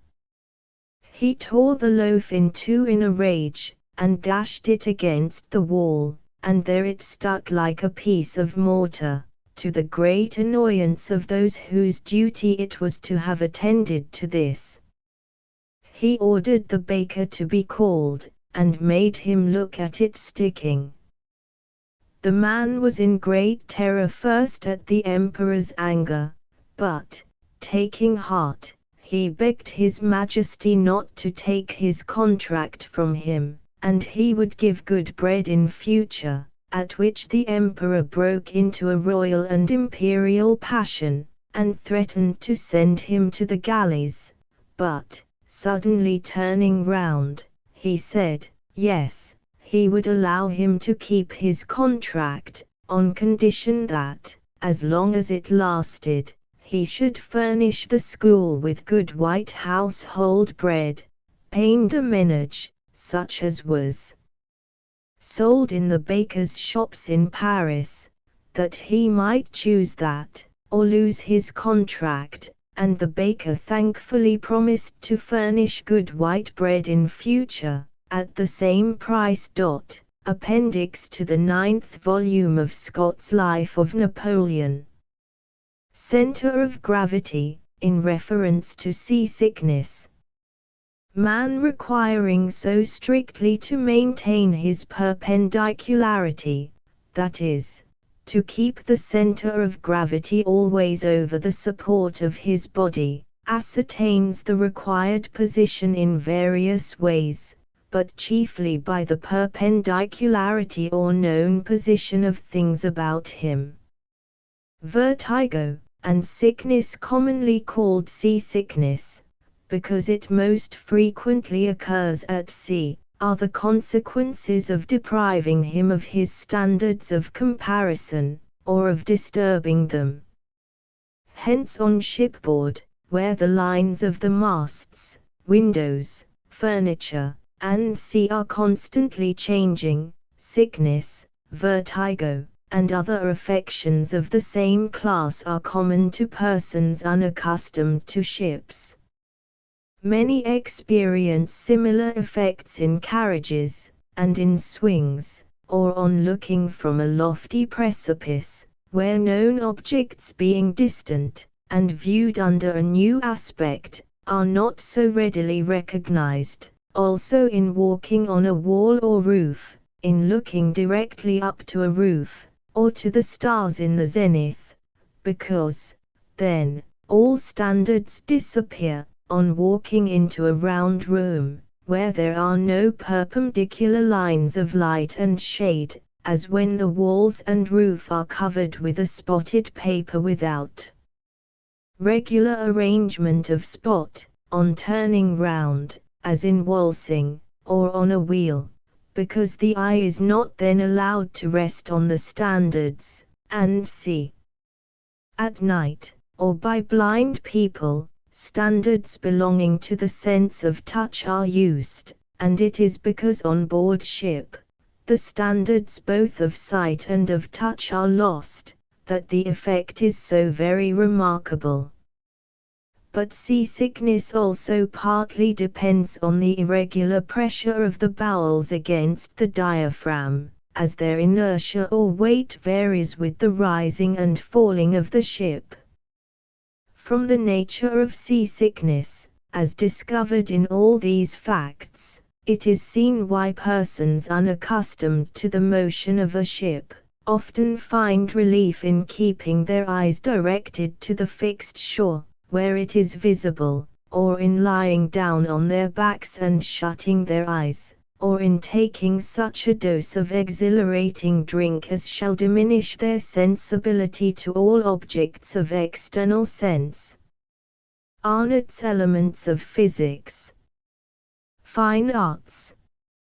The British Institution. The following gratifying report of the directors has just been made.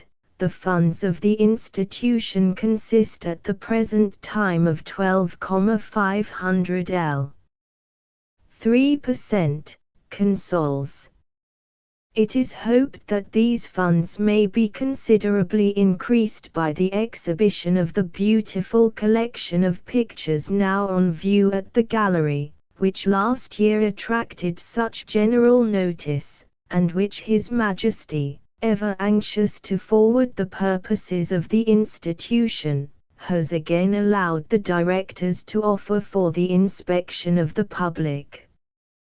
The directors, finding that the two institutions which have been established for the relief of decayed artists, were not only founded upon the most humane principles, but conducted in the most beneficial manner, have applied in the course of the present year, 400L, to the purposes of those institutions, viz. 200L to the Artists' Benevolent Fund, and 200L to the Artists' General Benevolent Institution. The report next mentions 2 pictures to be painted on the subjects of Lord Howe's and Lord St. Vincent's victories, by Mr. Briggs and Mr. Jones, to be placed, as well as those which were exhibited this year in the gallery in commemoration of other naval victories, in the hall of Greenwich Hospital. It also confirms the gift of Mr. Hilton's and Mr. Northcote's pictures to the new church at Pimlico, built by Mr. Hakewill, and to the chapel built by Mr. Cockerill, in the upper part of Regent Street. Arts and Sciences. Musical composition. A very valuable musical manuscript, by Guillaume de Machault, who was valet de chambre to Philippe le Bel, in 1307, has been discovered in the Royal Library at Paris. It contains several French and Latin anthems, ballads, and and concludes with a mass, which is supposed to have been sung at the coronation of Charles V, in 1364, and which proves, at that time they were acquainted with the art of composition in 4 parts. Noisy fish. M. Cuvier lately read a short paper to the French Academy on the species of fish called Pogonias, in which he particularly adverted to the noise by which they make themselves heard, even under water. However difficult the explanation of this phenomenon, there can be no doubt of its existence, the evidence of it adduced by M. Cuvier being perfectly satisfactory. The Silurus, a large and ravenous fish, which abounds in the Danube, gives daily proof of it. Geology. A treatise on the great geological question, whether the continents now inhabited, have or have not been repeatedly submerged in the sea, has lately been read to the Académie des Sciences, by M. Constant Provost. M. Provost maintains, contrary to the generally received opinion, that there has been but one great inundation of the earth, and that the various remains of plants, animals, and sea, which have given rise to the supposition of successive inundations, have been floated to the places in which they are occasionally found. The gatherer. I am but a gatherer and disposer of other men's stuff. Wootton. A puzzle for the curious. At a town in Gloucestershire the relatives as below, recently surrounded one dinner table, one great-grandfather, 2 grandfathers, 1 grandmother, 3 fathers, 2 mothers, 4 children, 3 grandchildren, or great-grandchild, 3 sisters, 1 brother, 2 husbands, 2 wives, 1 mother-in-law, 1 father-in-law, 2 brothers-in-law, 3 sisters-in-law, 1 son-in-law, 2 daughters-in-law, 2 uncles, 3 aunts, 1 nephew, 2 nieces, and 2 cousins. The whole party consisted of 7 persons only. The Romance of War.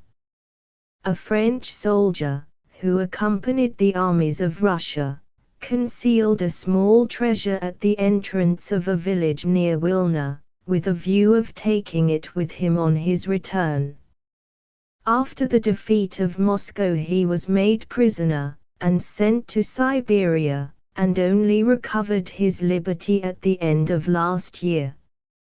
On reaching Wilna he remembered his hidden treasure, and after tracing out the spot where he had hid it, he went to take it away.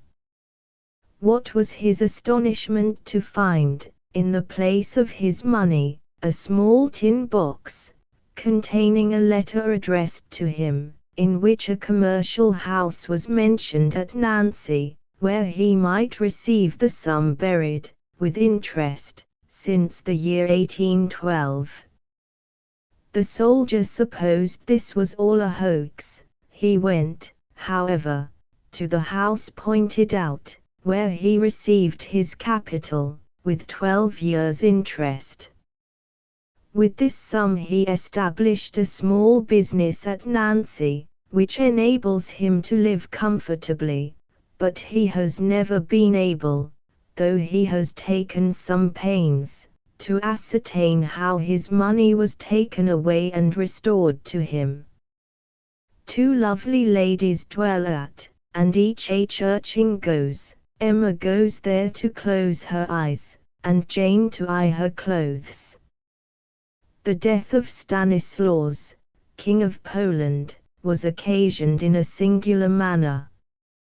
Being much addicted to smoking, he generally every day finished many pipes.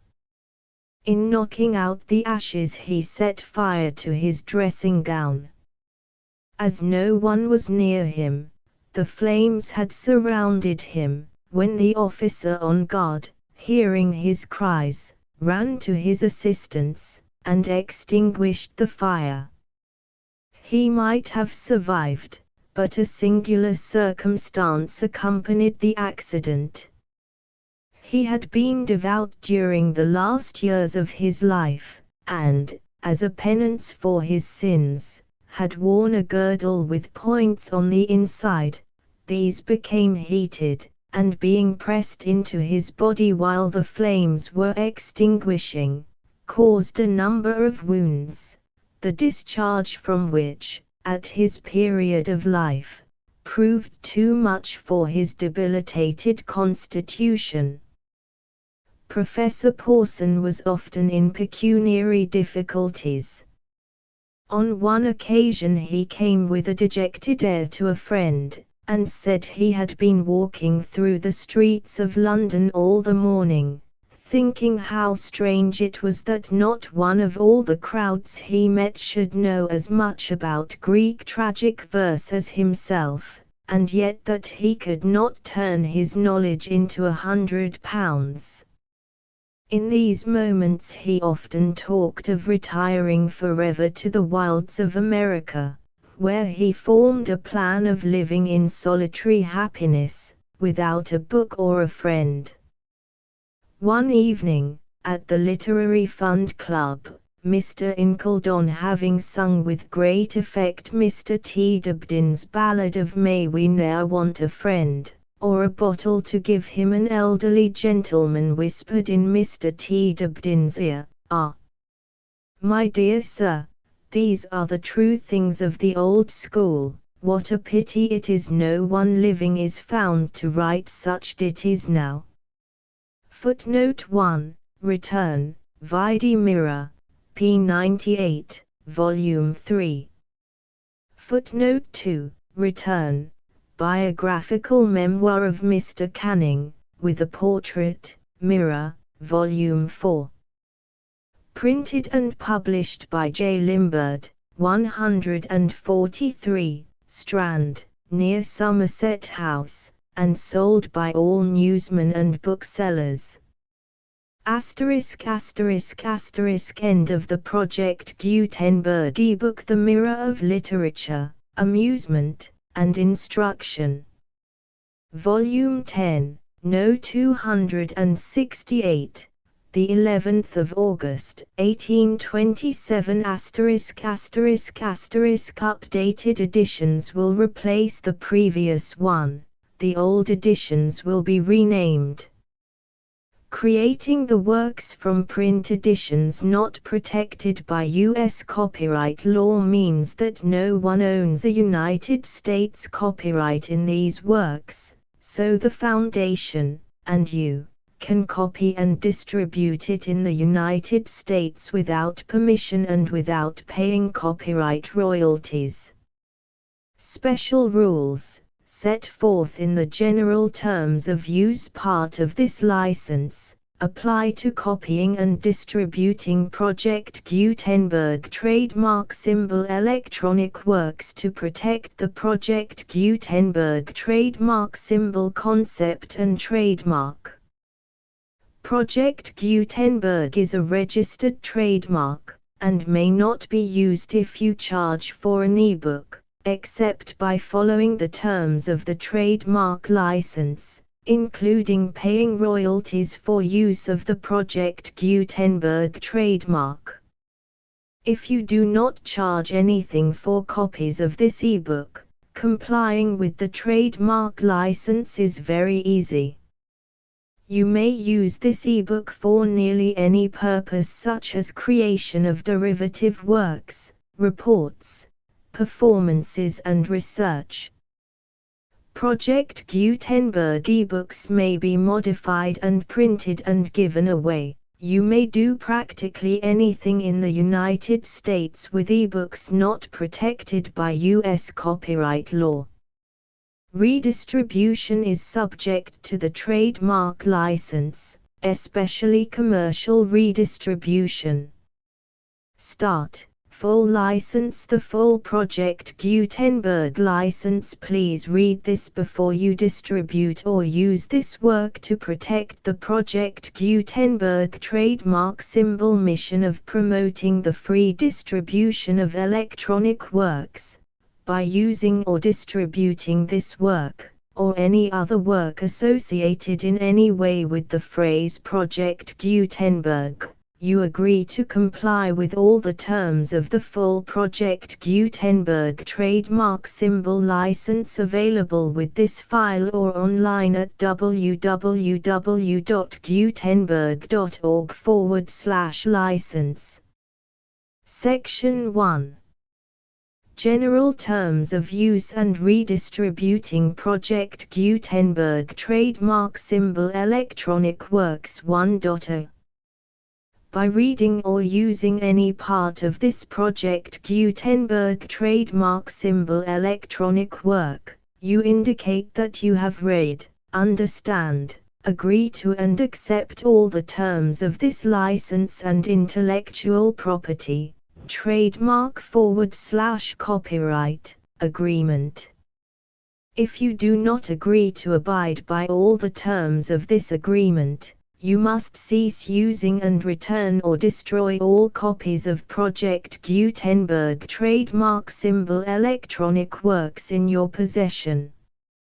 If you paid a fee for obtaining a copy of or access to a Project Gutenberg trademark symbol electronic work and you do not agree to be bound by the terms of this agreement, you may obtain a refund from the person or entity to whom you paid the fee as set forth in paragraph 1.e.8.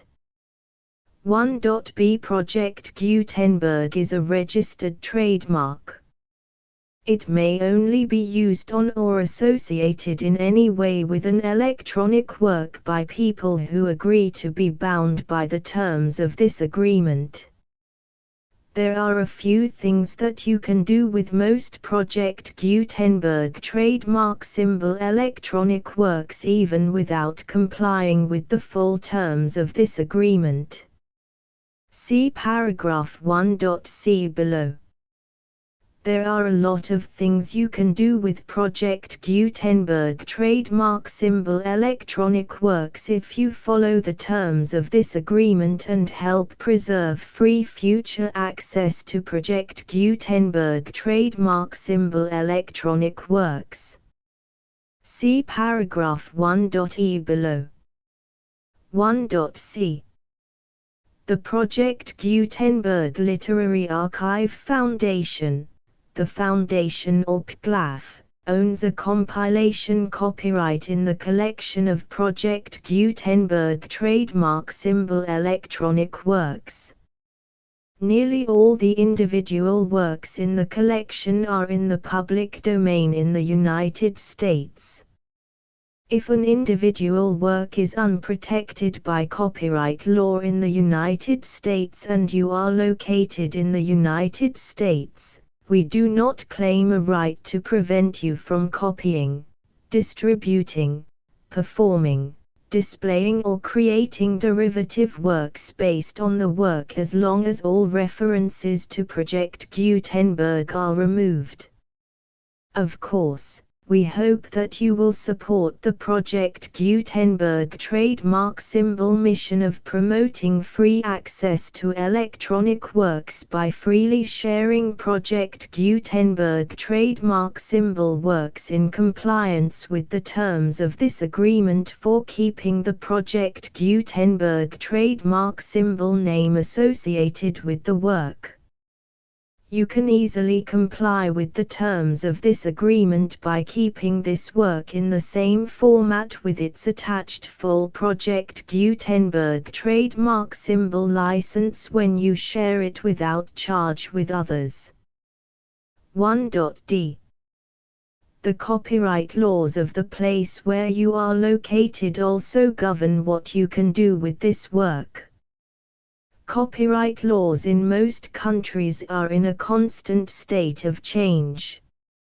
If you are outside the United States, check the laws of your country in addition to the terms of this agreement before downloading, copying, displaying, performing, distributing or creating derivative works based on this work or any other Project Gutenberg trademark symbol work. The Foundation makes no representations concerning the copyright status of any work in any country other than the United States. 1.e. Unless you have removed all references to Project Gutenberg, 1.e.1.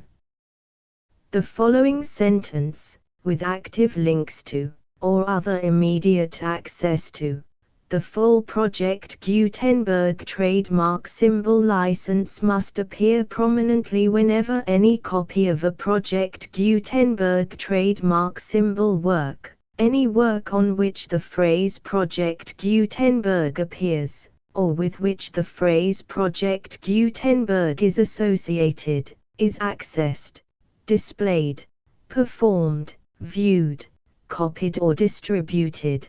This ebook is for the use of anyone anywhere in the United States and most other parts of the world at no cost and with almost no restrictions whatsoever.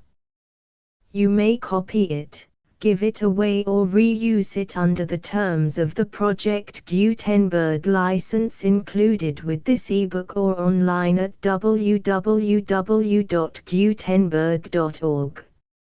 If you are not located in the United States, you will have to check the laws of the country where you are located before using this ebook.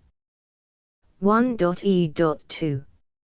If an individual Project Gutenberg trademark symbol electronic work is derived from texts not protected by U.S. copyright law, does not contain a notice indicating that it is posted with permission of the copyright holder, the work can be copied and distributed to anyone in the United States without paying any fees or charges.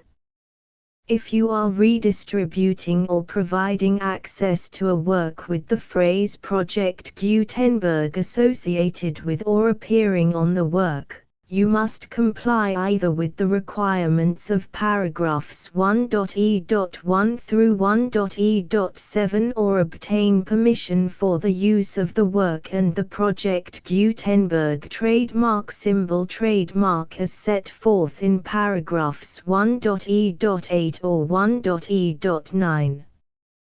1.e.3. If an individual Project Gutenberg trademark symbol electronic work is posted with the permission of the copyright holder, your use and distribution must comply with both paragraphs 1.e.1 through 1.e.7 and any additional terms imposed by the copyright holder. Additional terms will be linked to the Project Gutenberg trademark symbol license for all works posted with the permission of the copyright holder found at the beginning of this work. 1.e.4.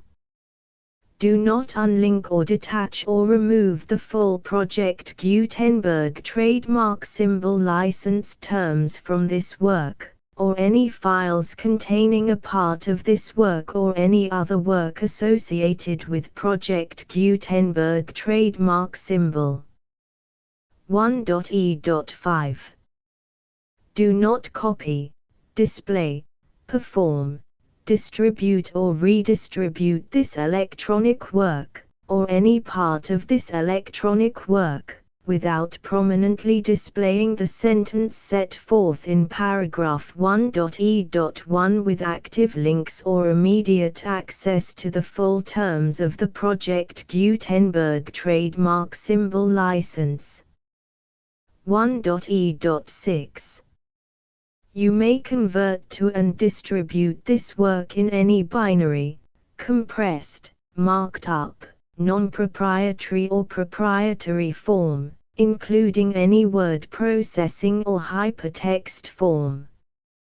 However, if you provide access to or distribute copies of a Project Gutenberg trademark symbol work in a format other than plain vanilla ASCII or other format used in the official version posted on the official Project Gutenberg trademark symbol website, www.gutenberg.org, you must, at no additional cost, fee or expense to the user, provide a copy, a means of exporting a copy, or a means of obtaining a copy upon request, of the work in its original plain vanilla ASCII or other form.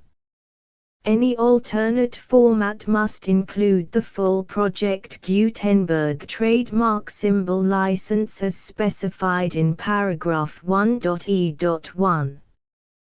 1.e.7. Do not charge a fee for access to, viewing, displaying, performing, copying or distributing any Project Gutenberg trademark symbol works unless you comply with paragraph 1.e.8 or 1.e.9.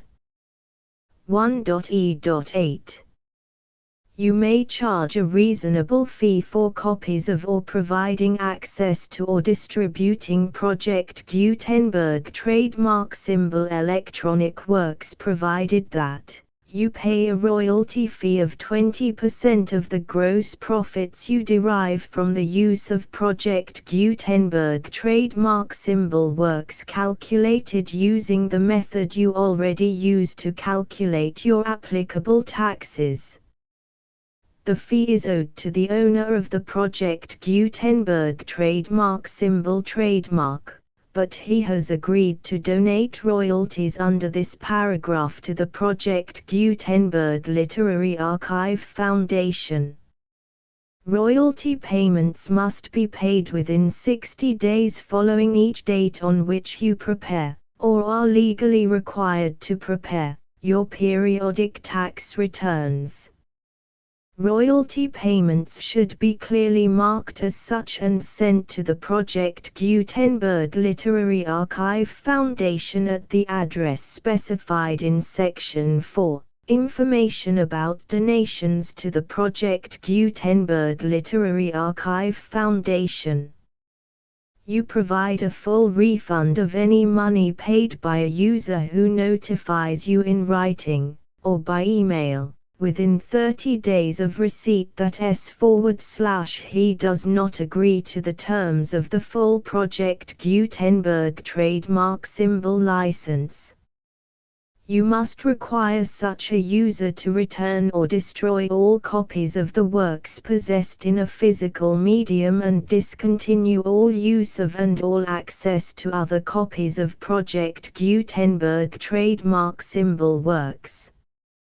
You provide, in accordance with paragraph 1.f.3, a full refund of any money paid for a work or a replacement copy, if a defect in the electronic work is discovered and reported to you within 90 days of receipt of the work. You comply with all other terms of this agreement for free distribution of Project Gutenberg trademark symbol works. 1.e.9. If you wish to charge a fee or distribute a Project Gutenberg trademark symbol electronic work or group of works on different terms than are set forth in this agreement, you must obtain permission in writing from the Project Gutenberg Literary Archive Foundation, the manager of the Project Gutenberg trademark symbol trademark. Contact the Foundation as set forth in Section 3 below. 1.f1.f.1 Project Gutenberg volunteers and employees expend considerable effort to identify, do copyright research on, transcribe and proofread works not protected by U.S. copyright law in creating the Project Gutenberg trademark symbol collection. Despite these efforts, Project Gutenberg trademark symbol electronic works, and the medium on which they may be stored, may contain defects such as, but not limited to, incomplete, inaccurate or corrupt data, transcription errors, a copyright or other intellectual property infringement, a defective or damaged disk or other medium, a computer virus, or computer codes that damage or cannot be read by your equipment. 1.f.2 Limited warranty, disclaimer of damages, except for the right of replacement or refund described in paragraph 1.f.3, the Project Gutenberg Literary Archive Foundation, the owner of the Project Gutenberg trademark symbol trademark, and any other party distributing a Project Gutenberg trademark symbol electronic work under this agreement, disclaim all liability to you for damages, costs and expenses, including legal fees. You agree that you have no remedies for negligence, strict liability, breach of warranty or breach of contract except those provided in paragraph 1.f.3. You agree that the Foundation, the trademark owner, and any distributor under this agreement will not be liable to you for actual, direct, indirect, consequential, punitive or incidental damages even if you give notice of the possibility of such damage. 1.f.3 Limited right of replacement or refund. If you discover a defect in this electronic work within 90 days of receiving it, you can receive a refund of the money, if any, you paid for it by sending a written explanation to the person you received the work from. If you received the work on a physical medium, you must return the medium with your written explanation. The person or entity that provided you with the defective work may elect to provide a replacement copy in lieu of a refund. If you received the work electronically, the person or entity providing it to you may choose to give you a second opportunity to receive the work electronically in lieu of a refund. If the second copy is also defective, you may demand a refund in writing without further opportunities to fix the problem. 1.f.4 except for the limited right of replacement or refund set forth in paragraph 1.f.3.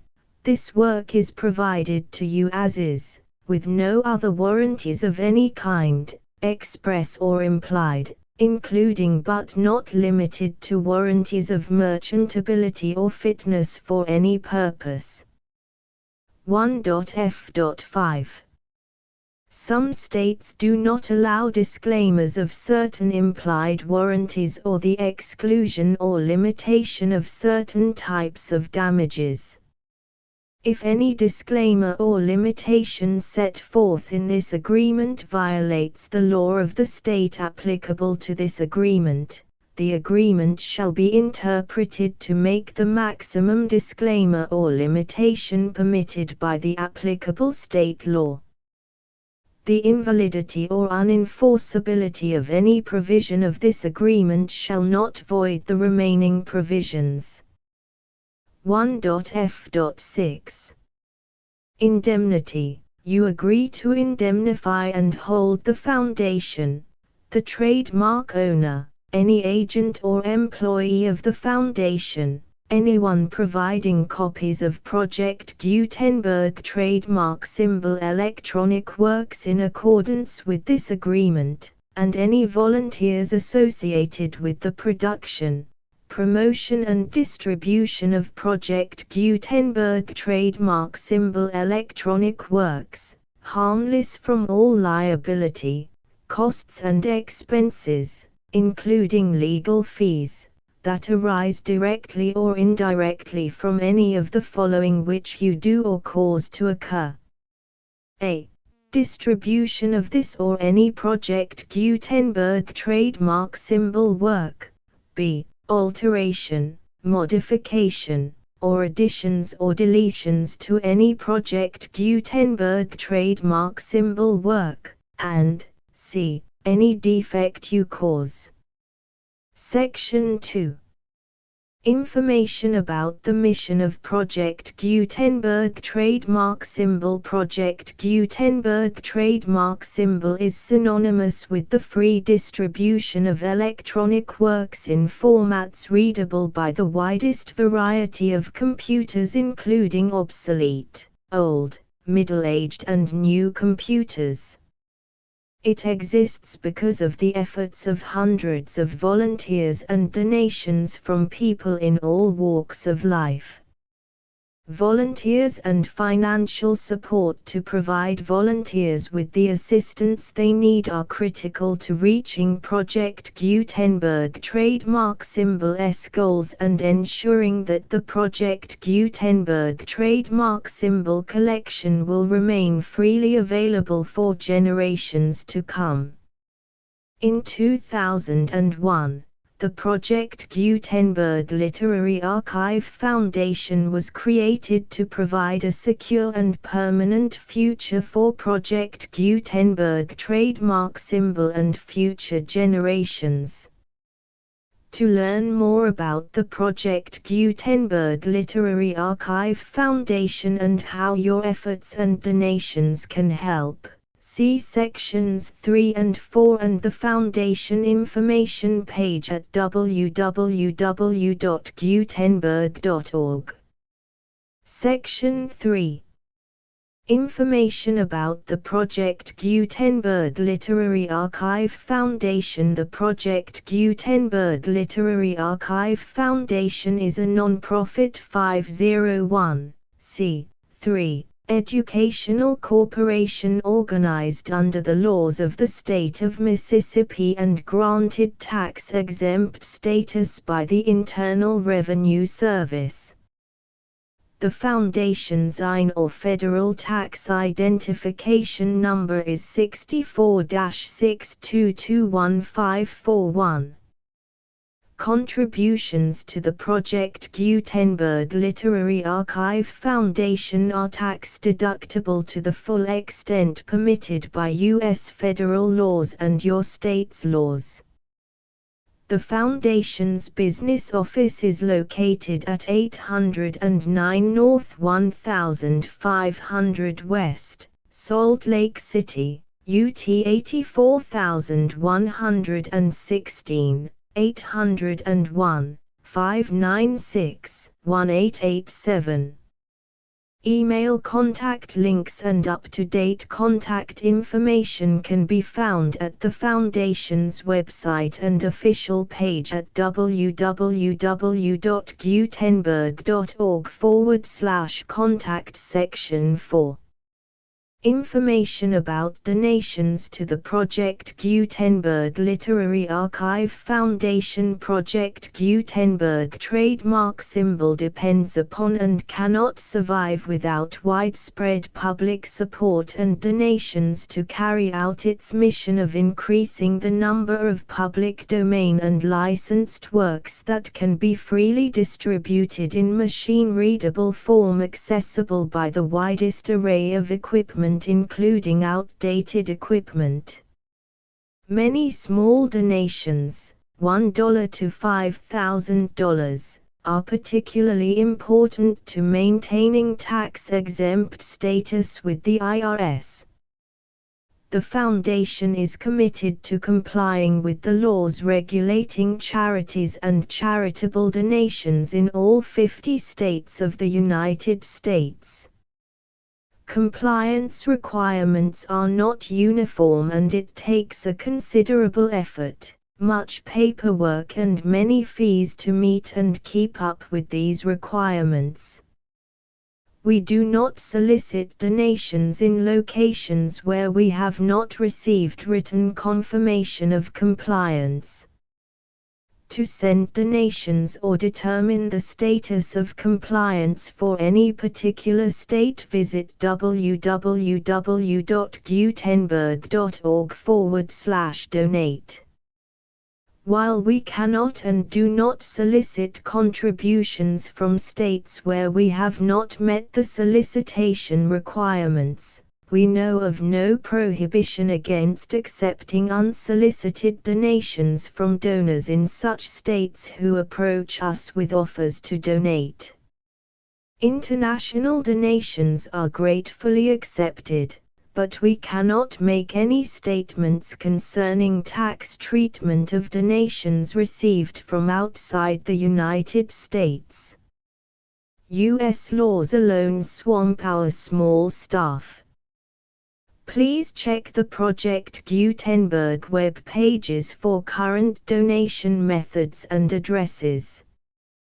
Donations are accepted in a number of other ways including checks, online payments and credit card donations. To donate, please visit www.gutenberg.org/donate. Section 5.